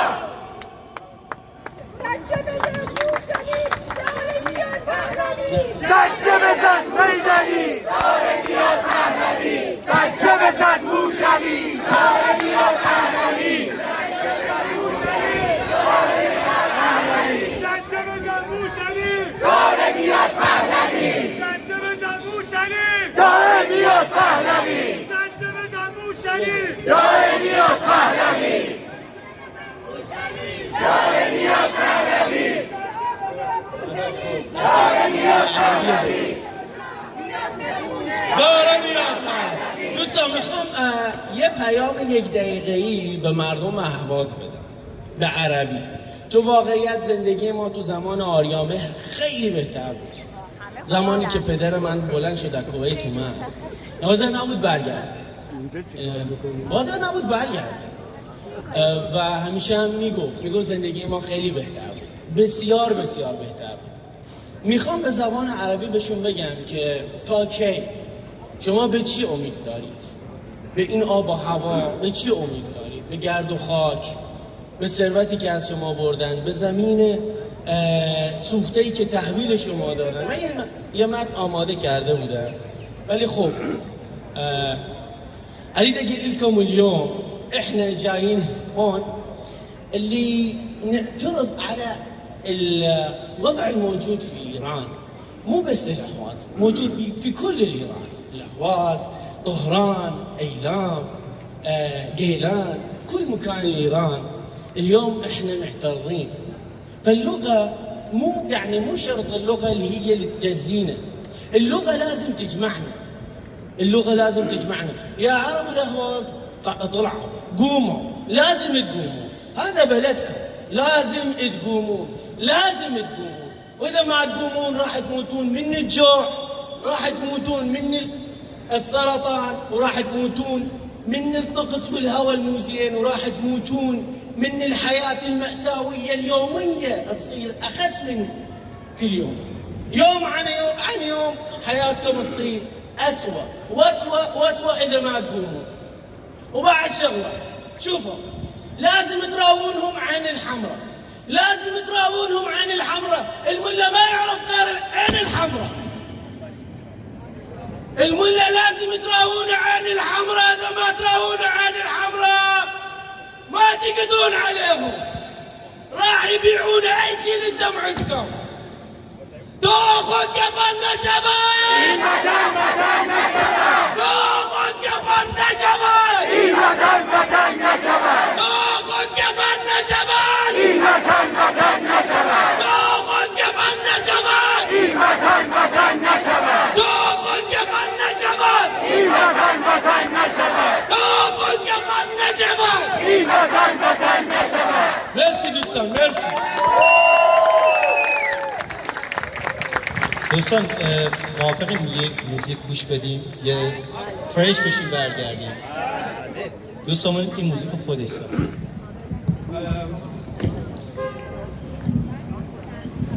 این شعاری که میدیم این آخرین نبرده، من قویاً از صمیم قلبم، از اون اعماق قلبم میدونم که این آخرین نبرده واقعا، و به امید نوروزی که داره میاد با تقویم شاهنشاهی جشن،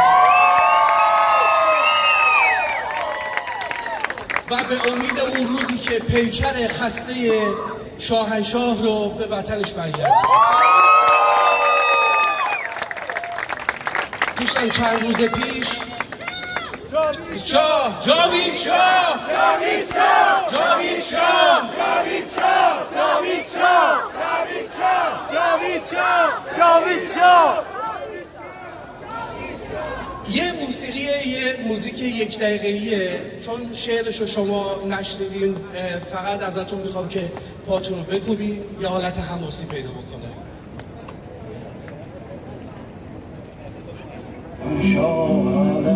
حضرت آریا مهر همایونی، آریا بر زنها با یوتاپا برخاسته اند برای آزادی.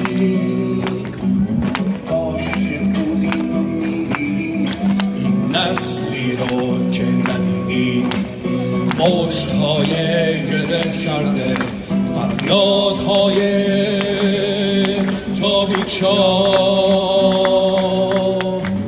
ما روی پای خودمون میمیریم ولی ایرانمون رو پس میگیریم.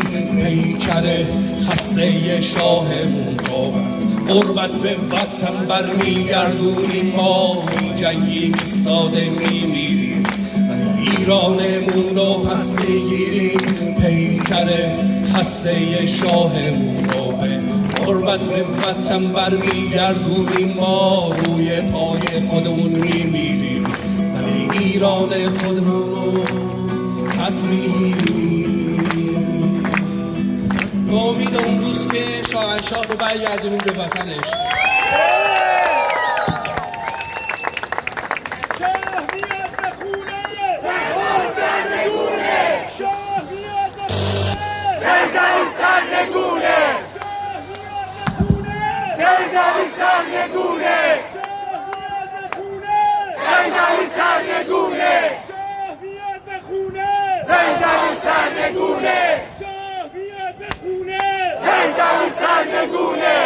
سلام. میخوام نقل ضحاک رو براتون بگم، در واقع نقل شورش کاوه آهنگر رو براتون بگم. میترسم ولی عزیزام تو ایران دارن اذیت میشن، آدمای سرزمینم تو ایران دارن اذیت میشن. ابن جواهر سخن کهن در نظر دوستان، روایت من شورش کاوه آهنگر. چنان بود که ضحاک را روز و شب به نام فریدون گشادی دو لب. بیقراری ضحاک از جایی شروع شد که تو کاخش خواب بود. یه وقتی 3 مرد جنگی 2 مهتر، یکی کهتر در میان 2 تا مربع‌تر، یه دونه کوتاه قدتر میانش اومدن با گرز گاو سر زدن تو سر ضحاک. ضحاک ترسید از خواب پرید، خوابگزارا رو خبر کرد. خوابگزارا گفتن تعبیر این خواب میشه این که یه جوانی به اسم فریدون به دنیا میاد که قراره تو رو از تخت شاهی به پایین بکشه. ضحاک ترسید، از کینه پسر پرسید چرا؟ مشکلش با من چیه؟ گفتن اگه عاقل باشی میدونی که هیچ کینه و دشمنی بی دلیل نیست. این پسر پدرش به دست جلادای تو از بین میره. بعد از اون گاوی به اسم برمایه به این پسر شیر میده، ولی اون گاو هم به دست جلادای تو از بین میره. کین پدر و گاو تو دل این پسر میمونه و میاد تو رو از کاخت به پایین میکشه. از اون روز 16 سال ضحاک هر کاری از دستش برمیومده کرده. خونه به خونه شهر رو به دنبال فریدون گشته، سپاهیان رو زیاد کرده، نظامیان و نگهبانای قصر رو زیاد کرده، اما هنوز اثری از فریدون پیدا نکرده. الان آشفته و بیقرار تو قصرش به دنبال راه چاره است. این فکری به ذهنش رسید، دستور داد همه بزرگان از سر تا سر سرزمین ایران اومدند. بر تخت نشست، رو کرده بزرگان گفت مرا در نهانی یکی دشمن است که بر بخردان این سخن روشن است. من یه دشمن خردی دارم، ولی این دشمن خرد رو خرد نمیشمارم، نگرانم. حالا تدبیر شاهانه من بر این است، ضحاک شاهشون بود دیگه، به جای جمشید شاه از روی ناآگاهی مردم به تخت شاهی ایران نشست. خب تدبیر شاهانه من بر این است که امروز اینجا یه محضری آماده کنم، همه شما بزرگان گواهی بدید که تو حکومت من به جز عدل و داد چیزی نیست. بزرگان ایران زمین یا از ترس جان و مالشون یا از ترس زن زندگیشون هیچ کدوم لب از لب باز نکردند. بر آن محضر اژدها ناگزیر گواهی نوشتند، برنا و پیر. ضحاک بعد از اینکه این گواهی رو امضا کردن، یهو دیدن یه وقت صدای مرد دادخواهی داره از بیرون دربار میاد. ضحاک ترسید، میدونست الان وقت شورش نیست. دستور داد اون مرد رو بیارن تو، بهش گفت مشکل چیه؟ یه ذره آرومش کرد، جایی بین بزرگان بهش داد، گفت بگو من دادتو میگیرم. مرد کاوه بود، اینو شنید، خروشید زد دست بر سر شاه که شاها منم کاوه دادخواه، یکی بیزیان مرد آهنگرم به شاهی همین بر سرم. تو شاهی اگر اژدها پیکری بباشد بدین داستان داوری، دیگر 7 کشور به شاهی تو راست، چرا رنج سختی همه بهر ماست. شمارید با من بباید گرفت، یه داوری باید این وسط باشه. شمارید با من بباید گرفت، بدن تا جهان مانند در شگفت. چرا راه به راه مغز فرزندای من باید بشن مهمانی شبات. ضحاک از ترس پسر رو دستور داد آوردن، دست پسر رو در دست کاوه گذاشتن. اینو که گفت، این کاری که کرد دستور داد، برگشت به کاوه گفتش که دیدی که من عدل و داد رو رعایت کردم، الان سزاست به این عدل و دادی که دیدی توی قصر من، تو هم به این محضر گواه باشی. اما کاوه چی گفت؟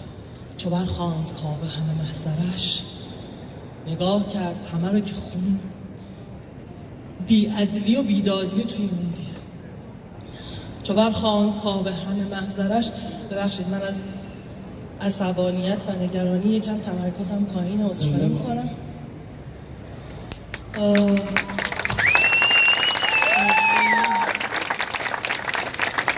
شعر رو نمیخونم. کاوه اون رو خوند، نگاه کرد این محضر، این گواهی که نوشتن همش پر از بی‌عدلیه. کاوه رو پاره کرد، محضر رو پاره کرد، انداخت زیر پاش، لگدمالش کرد، دست پسر رو گرفت رفت بیرون. کاوه رو بیرون یه لحظه ولش کنیم. این داخل دربار ضحاک از ترس گرفت نشست. درباریان اومدن گفتن این کاوه کیه؟ خودشو همرده تو فرض کرده، همه محضر تو و پیمان ما بدرد، بپیچ از فرمان تو. چیکار میکنه؟ از فرمان تو داره سرپیچی میکنه. ضحاک اما خودش میدونست چی شده. اون لحظه که اون کاوه از اون در اومد تو، من فهمیدم چه اتفاقی افتاده. انگار یه کوهی از آهن جلوی منه. این که در نهایت چی میشه این فقط کار ایزدیه، ما نمیدونیم. ضحاک رو ترسیده و نگران اینجا رها کنیم، بریم سراغ کاوه. کاوه از دربار ضحاک که بیرون اومد، پیشبند چرمی آهنگریش رو باز کرد، به سر نیزه کرد. همان کاوه آن بر سر نیزه کرد، خروشید. اولش اینو یادم رفت بگم. اونجا کاوه توی دربار که بود، محضر رو که دید خروشید که ای پای مردان دیو. رو کرد به درباریا، گفت شمایید که دیو به خاطر وجود شماست که پایداری داره. ای پای مردان دیو، برید دل از ترس گیهان خدیو. همه سوی دوزخ نهادید روی، سپردید دلها به گفتار اوی. نباشم بدین محضر اندر گوانه، هرگز برندیشم از پادشاه. از پادشاه نمیترسم، از ضحاک نمیترسم. بعد اومد بیرون. حالا توی بازار که رسید، کاوه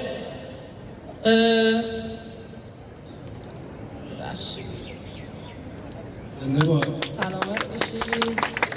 من پاهامم داره میلرزه همینجوری. مرسی.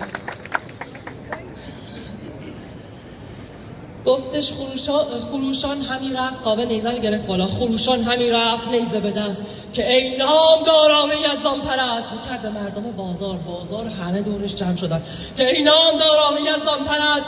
کسی کو هوای فریدون کند، سر از بند ضحاک بیرون کند. بپویید که این مهتر آخر من است، جهان آفرین را بده دشمن است. همی رفت پیش اندرون سوی فریدون. کاوه میدونست فریدون کجاست. راه افتاد رفت به سمت فریدون. تو دل کوه‌ها که با اون جوونایی که از دست ضحاک نجاتشون دادن یه گروه بودن. یه گروه شدن، برگشتن اومدن بیت المقدس. کاخ ضحاک رو دیدن. فریدون اومد و ضحاک رو به زیر کشید. ضحاک از ترسش فرار کرده بود. یه ذره سریع میگم این تماشا. ضحاک از ترسش فرار کرده بود، رفته بود، خبردارم نشد. اومد فریدون تو قصر ضحاک با ارنواز و شهرناز که از جمشید دزدیده بود همبستری کرد. خبر رسوندن به ضحاک. از ترسش حتی گفتش که نه اینطوری نیستش، اومده حتما داره باهاشون همنشینی میکنه. وقتی که بهش گفتن که نه همبستری هم کرده، تازه پاشو جمع کرد اومد ایران که قصرشو پس بگیره، که به دست فریدون با همون گرزه گاوسری که تو خوابش دیده بود سرنگون شد، از تخت به پایین نشست. از اون به بعد فریدون اومد و جشن آبانگان برای ما به پاس این پیروزی به پا کرد.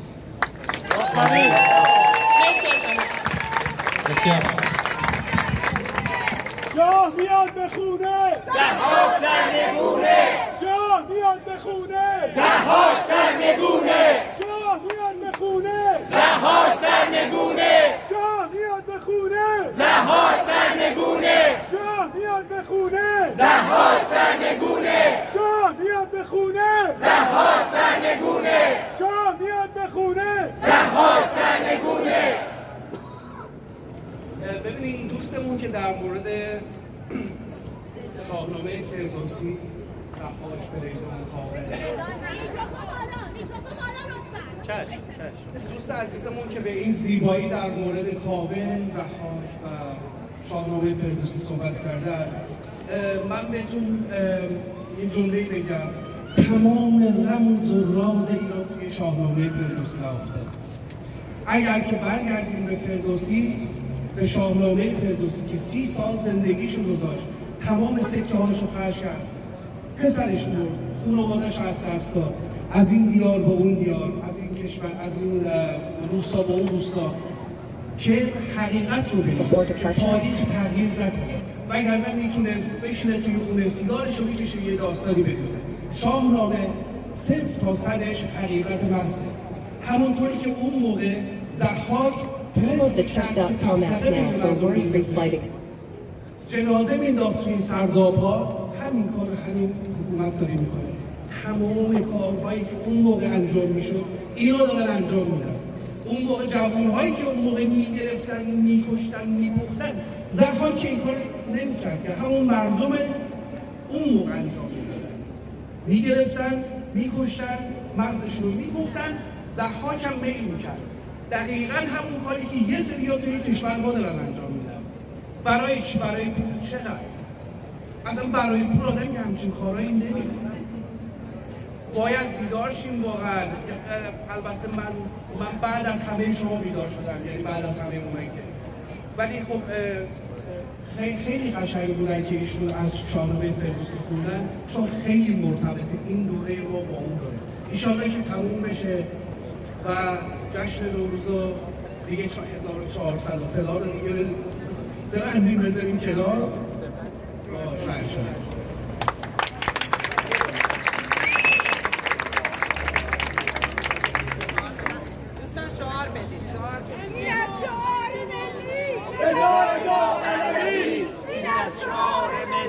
رضا رضا پهلوی، این از شعار ملی. رضا رضا پهلوی، این از شعار ملی. رضا رضا پهلوی، این از شعار ملی. رضا رضا پهلوی، این از شعار ملی.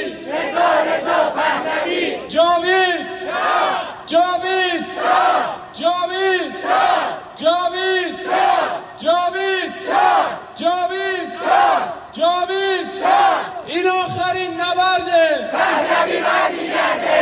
این آخرین نبرده پهلوی برمیگرده. این آخرین نبرده پهلوی برمیگرده.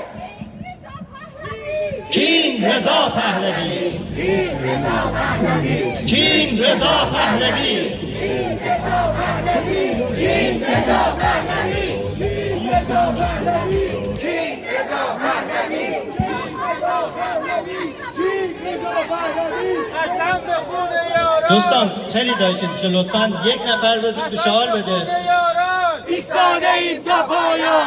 قسم به خون یاران. ایستاده ایم تا پایان. قسم به خون یاران. ایستاده ایم تا پایان. مرگ بر جمهوری اسلامی. مرگ بر جمهوری اسلامی. مرگ بر جمهوری اسلامی. مرگ بر جمهوری اسلامی. مرگ بر جمهوری اسلامی. مرگ بر جمهوری اسلامی. مرگ بر جمهوری اسلامی. مرگ بر جمهوری اسلامی. مرگ بر دیکتاتور. مرگ بر دیکتاتور. مرگ بر دیکتاتور. مرگ بر دیکتاتور. مرگ بر دیکتاتور. مرگ بر دیکتاتور. قسم به خون یاران. ایستاده ایم تا پایان. قسم به خون یاران. ایستاده ایم تا پایان. قسم به خون یاران. ایستاده ایم تا پایان. قسم به خون یاران.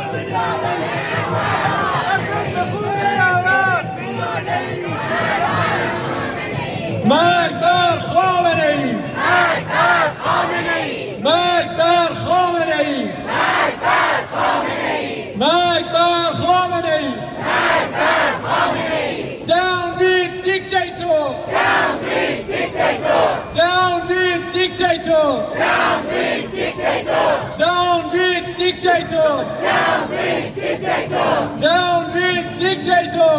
Down with dictator. رضا شاه روحت شاد. رضا شاه روحت شاد. رضا شاه روحت شاد. رضا شاه روحت شاد. رضا شاه روحت شاد. رضا شاه روحت شاد. رضا شاه روحت شاد. رضا شاه روحت شاد. می‌جنگیم، می‌میریم، ایران رو پس می‌گیریم. می‌جنگیم، می‌میریم، ایران رو پس می‌گیریم. می‌جنگیم، می‌میریم، ایران رو پس می‌گیریم. می‌جنگیم، می‌میریم، ایران رو پس می‌گیریم. مرگ بر سپاسه ملا چپی مجاهد. مرگ بر سپاسه ملا چپی مجاهد. مرگ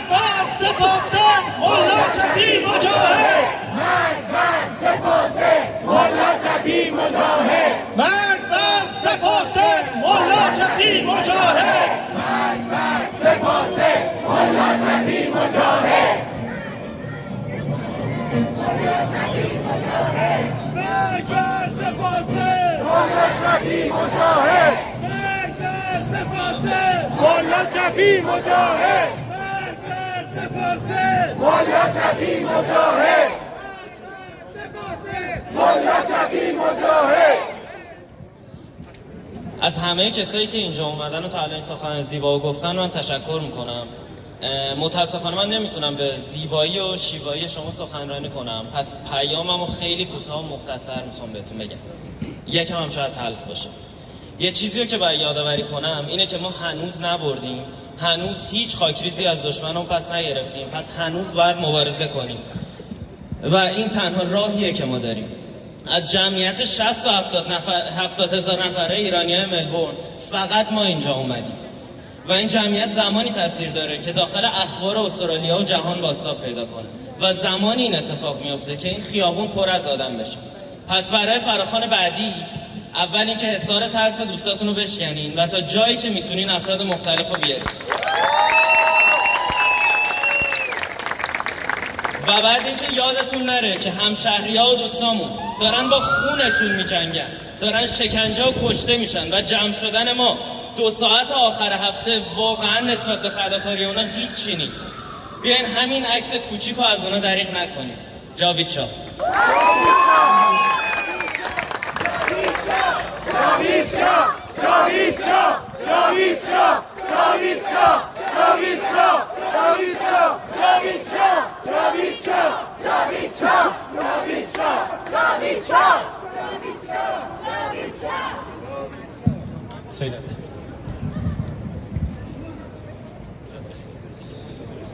درود به همه دوستانی که اینجا جمع شدید.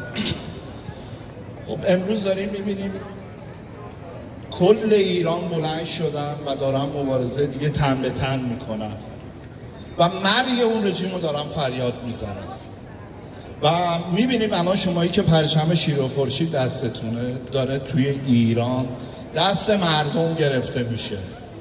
گلایه نیست. 3 سال پیش واسه همین پرچم تو همین شهر خواستم ما رو سانسور کنن ولی بدونید سانسور نشدید. پیروزی آزمون و خطا داشته و داره. 3 سال پیش سنگر رو گرفتیم، ما الان شاهزاده رو داریم. بیاید پشتش وایسید، نه به خاطر شاهنشاهیش، به خاطر انسانیت، به خاطر اون کسی که داره در ایران کشته میشه.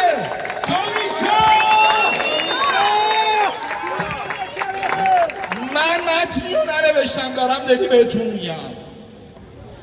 توی رسانه ها گفتن شما خارج نشین ها در و دیوار هستید، خس و خاشا هستید، گرگ و کفتار هستید. اونهایی که سر تا سر این دنیا از همین ملبورن رفتن رای دادن به اون جمهوری کثیف اشغالی، شما کثیف هستید، شما خائن هستید، شما گوخوردید هستید، برای مردم سرزمینم رای دادید. برای آزادی کشورمون دارن دوستانمون جون میدن.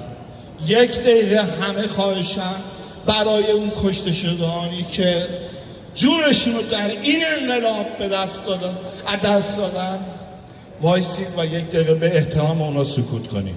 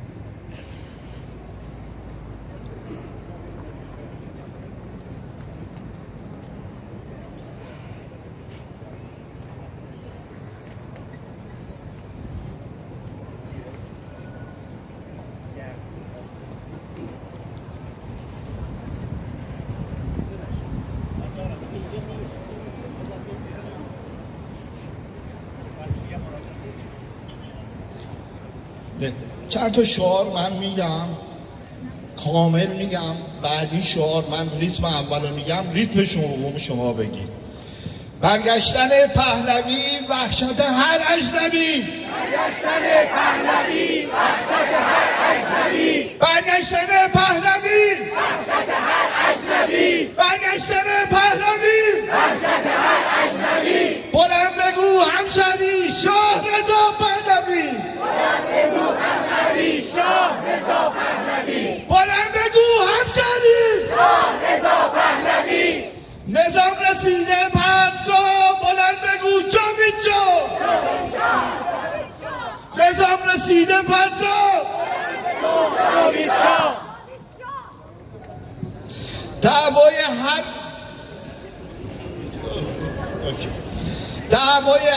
دعوای درد مملکت می‌جنگیم می‌میریم ایران رو پس می‌گیریم، می‌جنگیم می‌میریم ایران رو پس می‌گیریم، می‌جنگیم می‌میریم ایران رو پس می‌گیریم، می‌جنگیم می‌میریم ایران رو پس می‌گیریم. دوای درد وطن بر دشت شاه به میهن، دوای درد وطن بر دشت شاه به میهن، دوای درد وطن بر دشت شاه به وطن، دوای درد وطن بر دشت شاه به میهن. دوستان عزیز، بزرگوار اینجا یه پیامی به من داد، گفتن که من از خیلی از دوستان دعوت کردن که توی تجمع بیان، ولی اونا طرفدار شاهزاده نیستن و گفتن چون ما طرفدار شاهزاده نیستیم نمیتونیم بیایم. من خواستم بگم این برنامه حامیان شاهزاده به تنهایی نیست. هر کسی اینجا هر تفکر ایدئولوژی که داره تو دست گرفته، ولی خب حقیقت تلخیه برای این آدما. حامیان شاهزاده مشخصن، تعداد زیاده، چه کنیم؟ نمیتونیم که حذف کنیم. شما هم با تفکرت با اندیشت بیا کنار ما. اینجا هیچ محدودیتی نیست. کینگ رضا پهلوی، دوستان عزیز، کینگ رضا پهلوی، کینگ رضا پهلوی، کینگ رضا. دوستان عزیز، وقت رو باید مدیریت کنیم. بالش 15 دقیقه دیگه بیشتر وقت نداریم. دیدید که ما سعی کردیم تریبون رو، یعنی تمام تلاش این بود که تریبون عادلانه پخش بشه.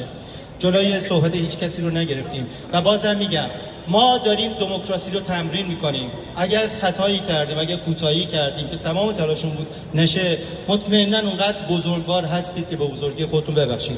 تو این چند دقیقه آخر باز اگر کسی هست در حد 1 دقیقه فقط میتونه صحبت کنه، میتونه به دوستان خودش رو معرفی کنه و تو این لحظات پایانی قبل از پایان بیانیه میتونیم به مدت 1 دقیقه تریبون رو در اختیار دوستان عزیز قرار بدیم.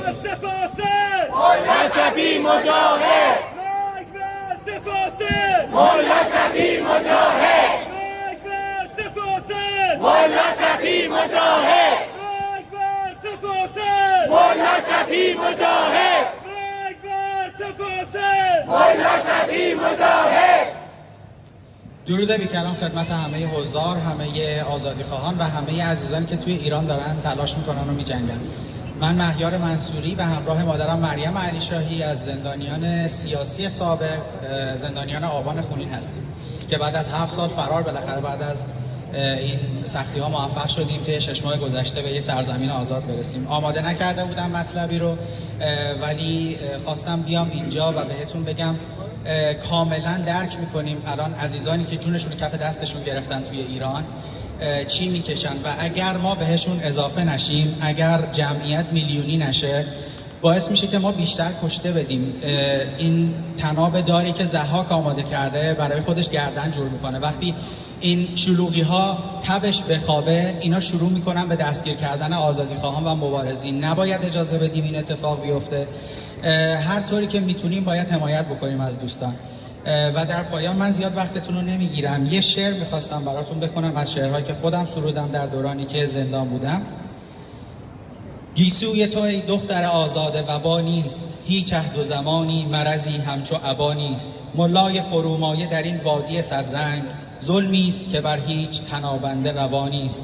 ای کاش خدا اندکی از ظلم تو کاهد، حق من و امثال من این ظلم و جفا نیست. مرد و زن و کودک همگی پشت به پشتند، فهمیده ام این قافله خالی ز وفا نیست. ملکی که در آن مفسد و جانی شده رهبر، یک لحظه در آن رایحه صلح و صفا نیست.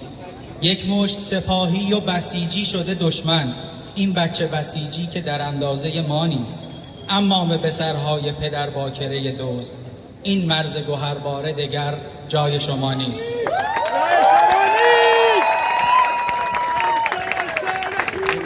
سیدعلی سرنگونه، سیدعلی سرنگونه، سیدعلی سرنگونه،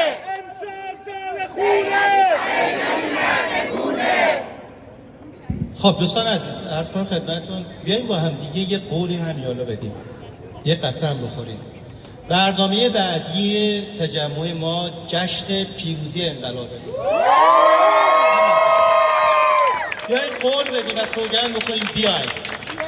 هر وقت خبر سرنگونی جمهوری اسلامی پخش شد، یک روز بعدش شما میخوایم پرمیت بگیریم، یک روز بعدش همین جاییم.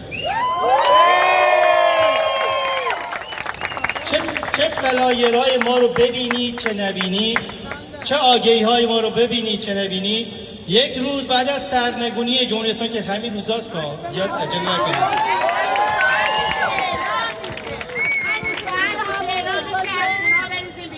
پارلمانه نه جشن پیروزی یهو هر کسی اومده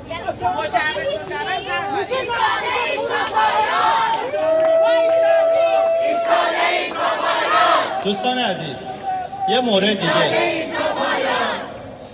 این پرچم ها، این چیزایی که میبینید جز اموال ملیرانه که در این 3 سال تمام دوستانی که با ملیران همکاری کردن با جون و دل زحمت کشیدن و تلاش کردن ملیران رو به جایگاهی برسونن که الان همه شما این اعتماد رو بهش کردیم و اینجا حضور دارید و منت گذاشتید اومدید. ملیران تنها نذارید، ما ادامه داریم و حتی بعد از پیروزی این انقلاب ما با خیلی ها هنوز کار داریم اینجا و تازه کار ما شروع میشه.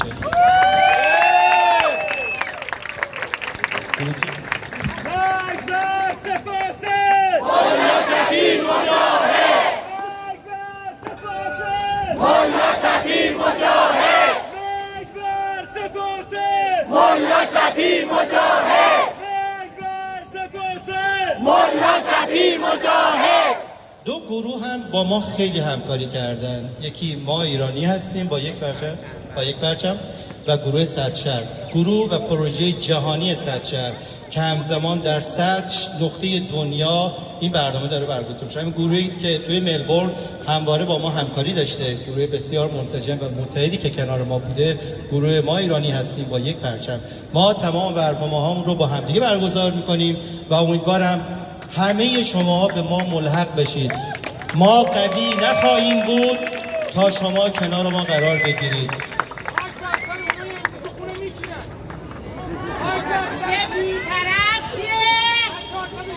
بی‌طرف امروز روزیه که بی‌طرف چیه؟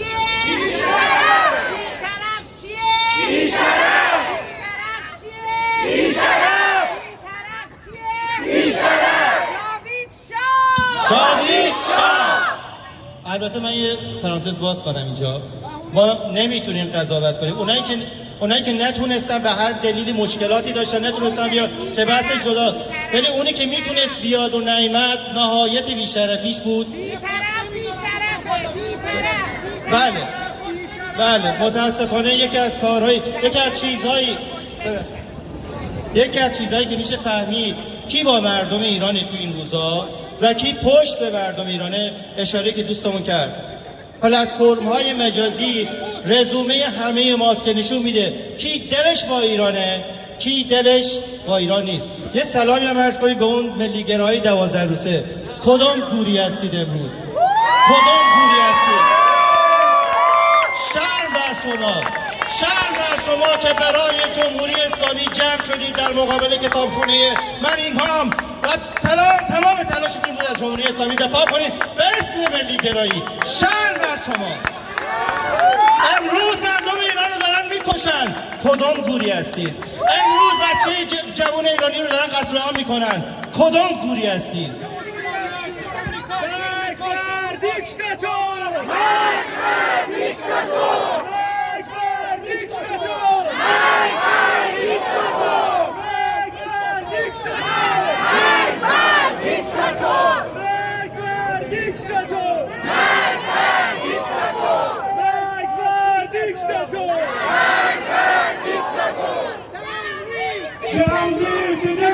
رضا پهلوی است این از شعار ملی. رضا پهلوی این از شعار ملی. رضا پهلوی این از شعار ملی. رضا پهلوی این از شعار ملی. رضا پهلوی این از شعار ملی. دوستان عزیز، آخرین سخنرانی رو میریم و بعد میریم برای بیانیه پایانی. و اگر همه دوستان موافق باشن ما برای پروژه صدشهر و البته رزومه خودمون میخوایم یه عکسی بگیریم دست جمعی که انتهای برنامه میگم رو به سمت خیابون وایسین تا عکاسمون بتونه از شما عکس بگیره. و اگر همه دوستان بتونن اون موقع جمع بشن، من بارها از دوستان خواهش کنم برم پایین که بتونه جمعیت بیشتری رو نشون بده، ولی متأسفانه اینقدر که اینور شلوغ است اونور نیست. به هر حال ممنونم. آخرین سخنرانی بود. اگر کسی هست که بخواد مطلبی رو اشاره کنه و صحبت کنه در حد 1 دقیقه ما میتونیم باز به تریبون بدیم. من نهایتاً از بیانیه خودم میذارم. بسیار ممنون. سلام هم میهنانم. درود. دیگه سلام تموم شد. درود هم میهنانم. من الان که اینجا ایستاده بودم یکی از دوستان اومدن به من گفتن یه آقایی هست میاد رو تک تک چهره ها زوم میکنه و فیلم میگیره. من گفتم ما موقعی که تو ایران تو کف خیابون بودیم ماسک نمیزدیم. اینجا که استرالیاست و شماها بدونید که دادگاه های محاکمه عادلانه برای تک تک آدم هایی که دستشون به خون ملت ایران آلوده است برگزار خواهد شد. از اون روز بترسید، ما همه با هم هستیم. بترسید، ما همه با هم هستیم. بترسید، ما همه با هم هستیم. بترسید، ما همه با هم هستیم.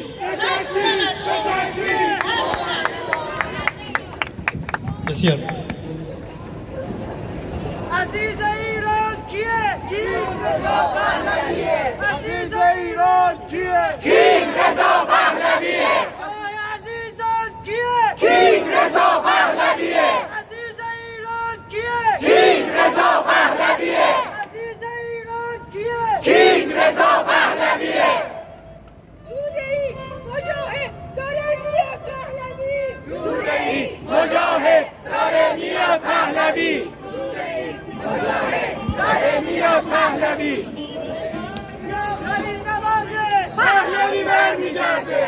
این آخرین نبرده پهلوی برمیگرده. این آخرین نبرده پهلوی برمیگرده. این آخرین نبرده پهلوی برمیگرده. این آخرین نبرده پهلوی برمیگرده. این آخرین نبرده پهلوی برمیگرده.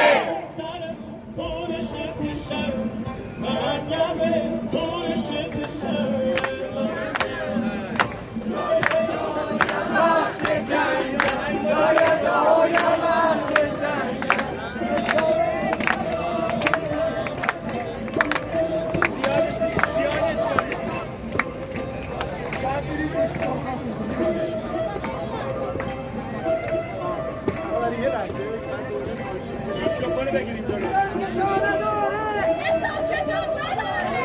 ایران که شاه نداره. حساب کتاب نداره. ایران که شاه نداره. حساب کتاب نداره. ایران که شاه نداره. حساب کتاب نداره.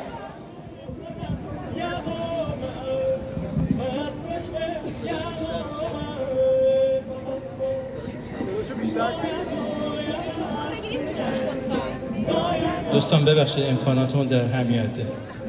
ببخشید.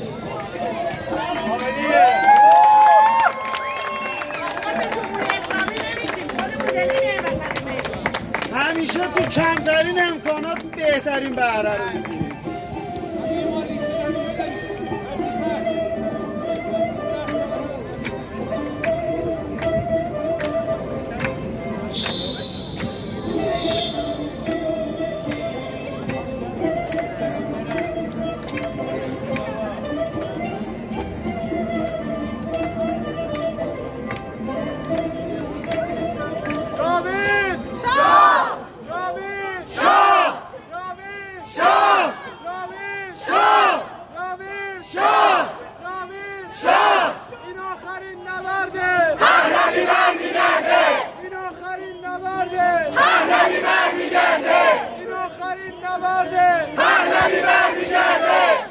دوستان عزیز بریم برای قرائت بیانیه پایانی.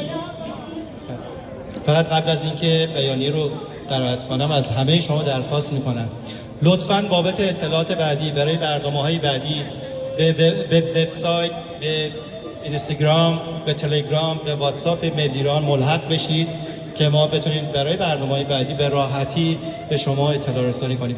با کسب اجازه میریم برای قرائت بیانیه پایانی مراسم امروز. ضمن تقدیر و تشکر از همه عزیزانی که در این هوا اومدن کنارمون قرار گرفتن، بزرگواری کردن و ادای وظیفه انجام دادن و سعی کردیم صدای سلامت و صدای آگاهی و صدای بی‌حاشیه برای مردم ایران باشیم.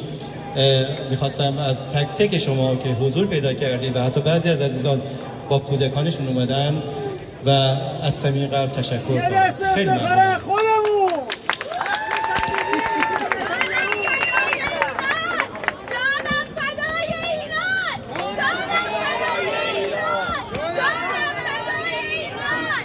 دوستان خواهش میکنم اگه امکان داره برای فقط بیانیه پایینم که شده بیان اینجا، این وسط خیلی خالیه، میخوایم فیلم بگیریم بفرستیم برای جاهایی که باید ارسال بشه.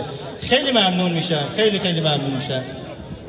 دوستان پلیس الان گفته بچه‌ها لطفاً پایین‌تر نباشید، لطفاً از خیابون بیاین بالا. آره. دوستان برای ما ببینید نگاه کنید، پلیس استرالیا خیلی با ما همکاری داشته، پلیس ویکتوریا، و به جای رسیده که ما هر وقت در هر زمانی درخواست کردیم فوری به ما جواب مثبت داده. از همه شما میخوام که شما هم نهایت همکاری با پلیس استرالیا کنید و اجازه بدیم که همینطور این اعتبار و کریدیت خیلی خوب رو داشته باشیم. با کسب اجازه از همه دوستان عزیز بریم برای قرائت بیانیه. بیانیه ملیران سامانه ملیگرایی و مشروطه خواهی ایرانیان استرالیا در حمایت همه جانبه از اعتراضات ملت شریف ایران. ملت شریف ایران، آنچه امروز در ایران جریان دارد یک ناآرامی اجتماعی یا اعتراض صنفی نیست. این یک خیزش ملی آگاهانه برای پایان دادن به بیش از 4 دهه حاکمیت نامشروع، سرکوبگر و ویرانگر جمهوری اسلامی است. نظامی که با اعدام، زندان، سانسور، فساد ساختاری، فقر گسترده و نابودی سرمایه‌های انسانی و ملی ایران را از مسیر طبیعی توسعه، عزت و پیشرفت تاریخی خود خارج کرده است.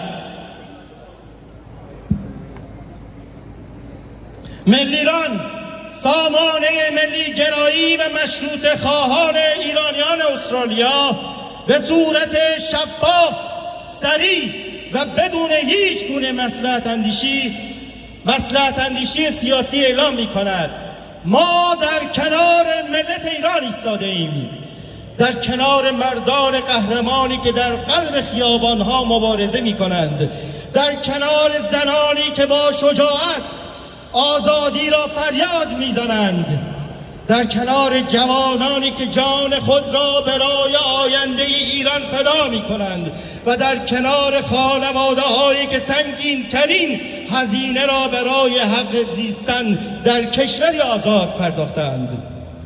ما باور داریم که خواست اصلی ملت ایران سرنگونی کامل جمهوری اسلامی است، نه اصلاح، نه باز تولید و نه معامله با این نظام.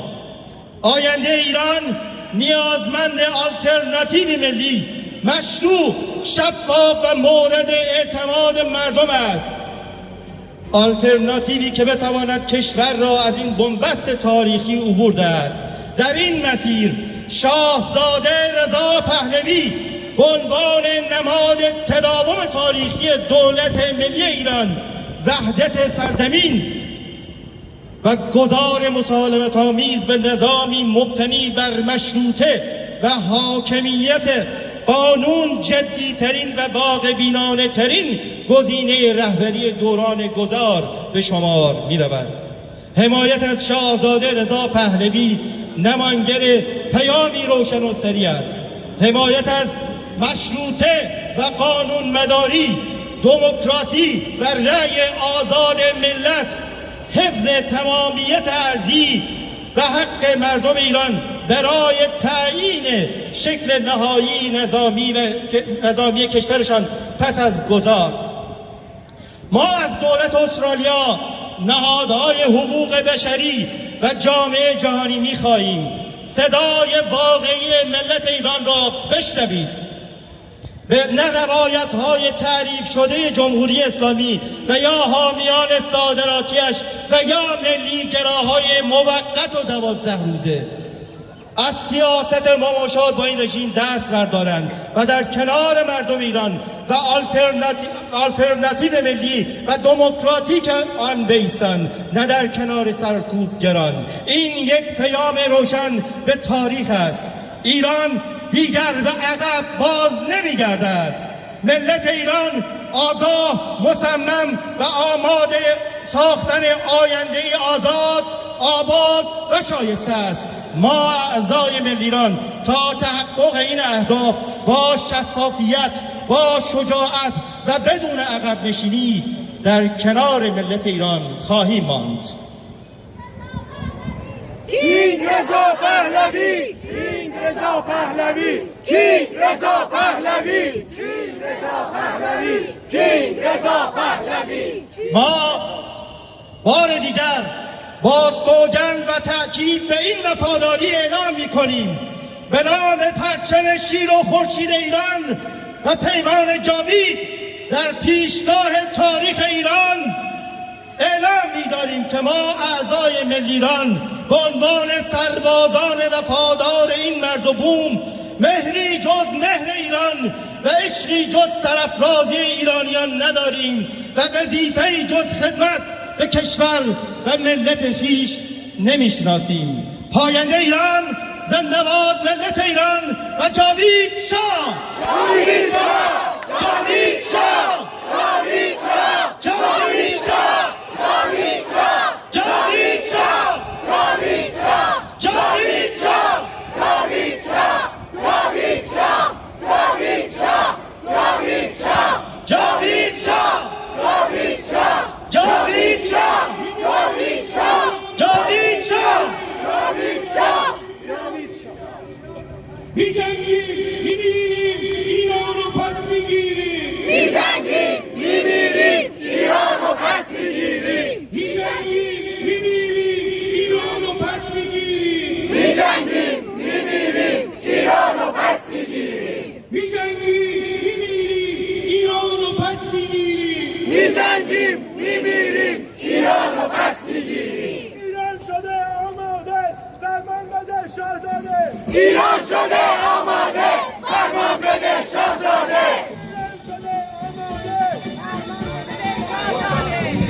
دوستان به احترام سرود ملی ایران سکوت.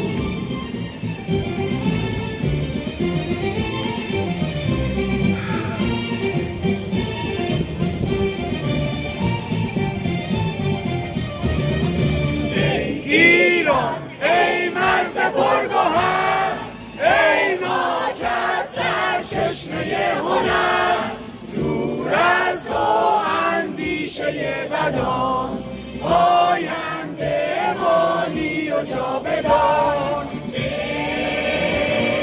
دشمن تو زنگ خار ایمن و هنر، جان من فدای خاک پاک میهنم.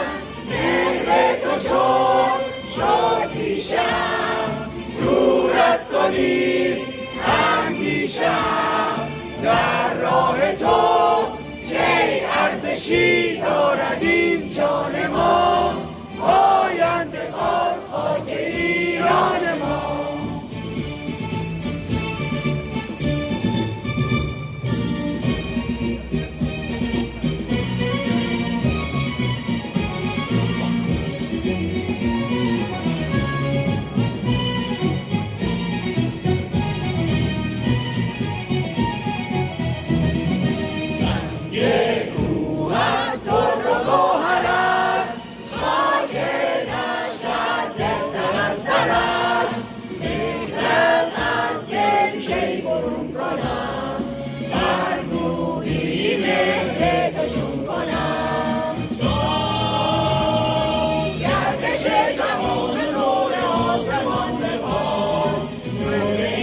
خودی همیشه رهنمای ماست. مهر تو چون شد پیشم، دور از تو نیست اندیشم.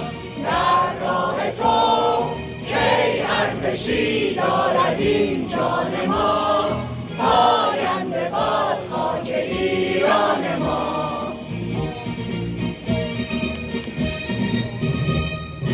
ایران ای خرم بهشت من، روشن از تو سرنوشت من.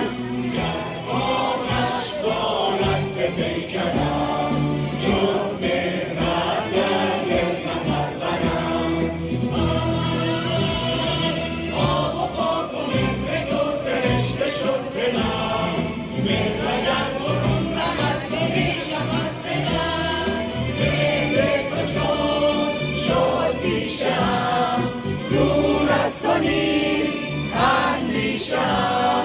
در راه تو کی ارزشی دارد این جان ما، پاینده باد خاک ایران ما.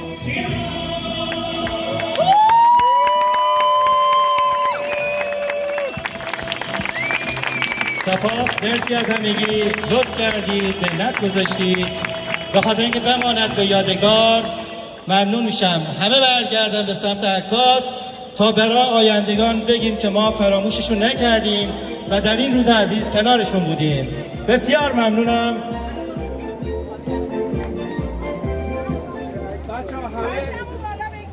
بچه همه انگشتای پیروزی بچه ها پرچم‌ها رو جلوی کم خم کنی که عقبی‌ها دیده بشن. نه بذاری پرچم دیده بشه البته، ولی طوری باشه که ماسک نشه.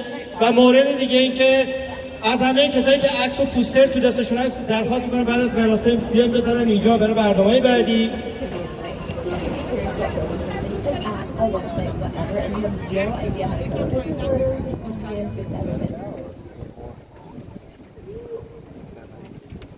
ممنونم. به احترام ایران.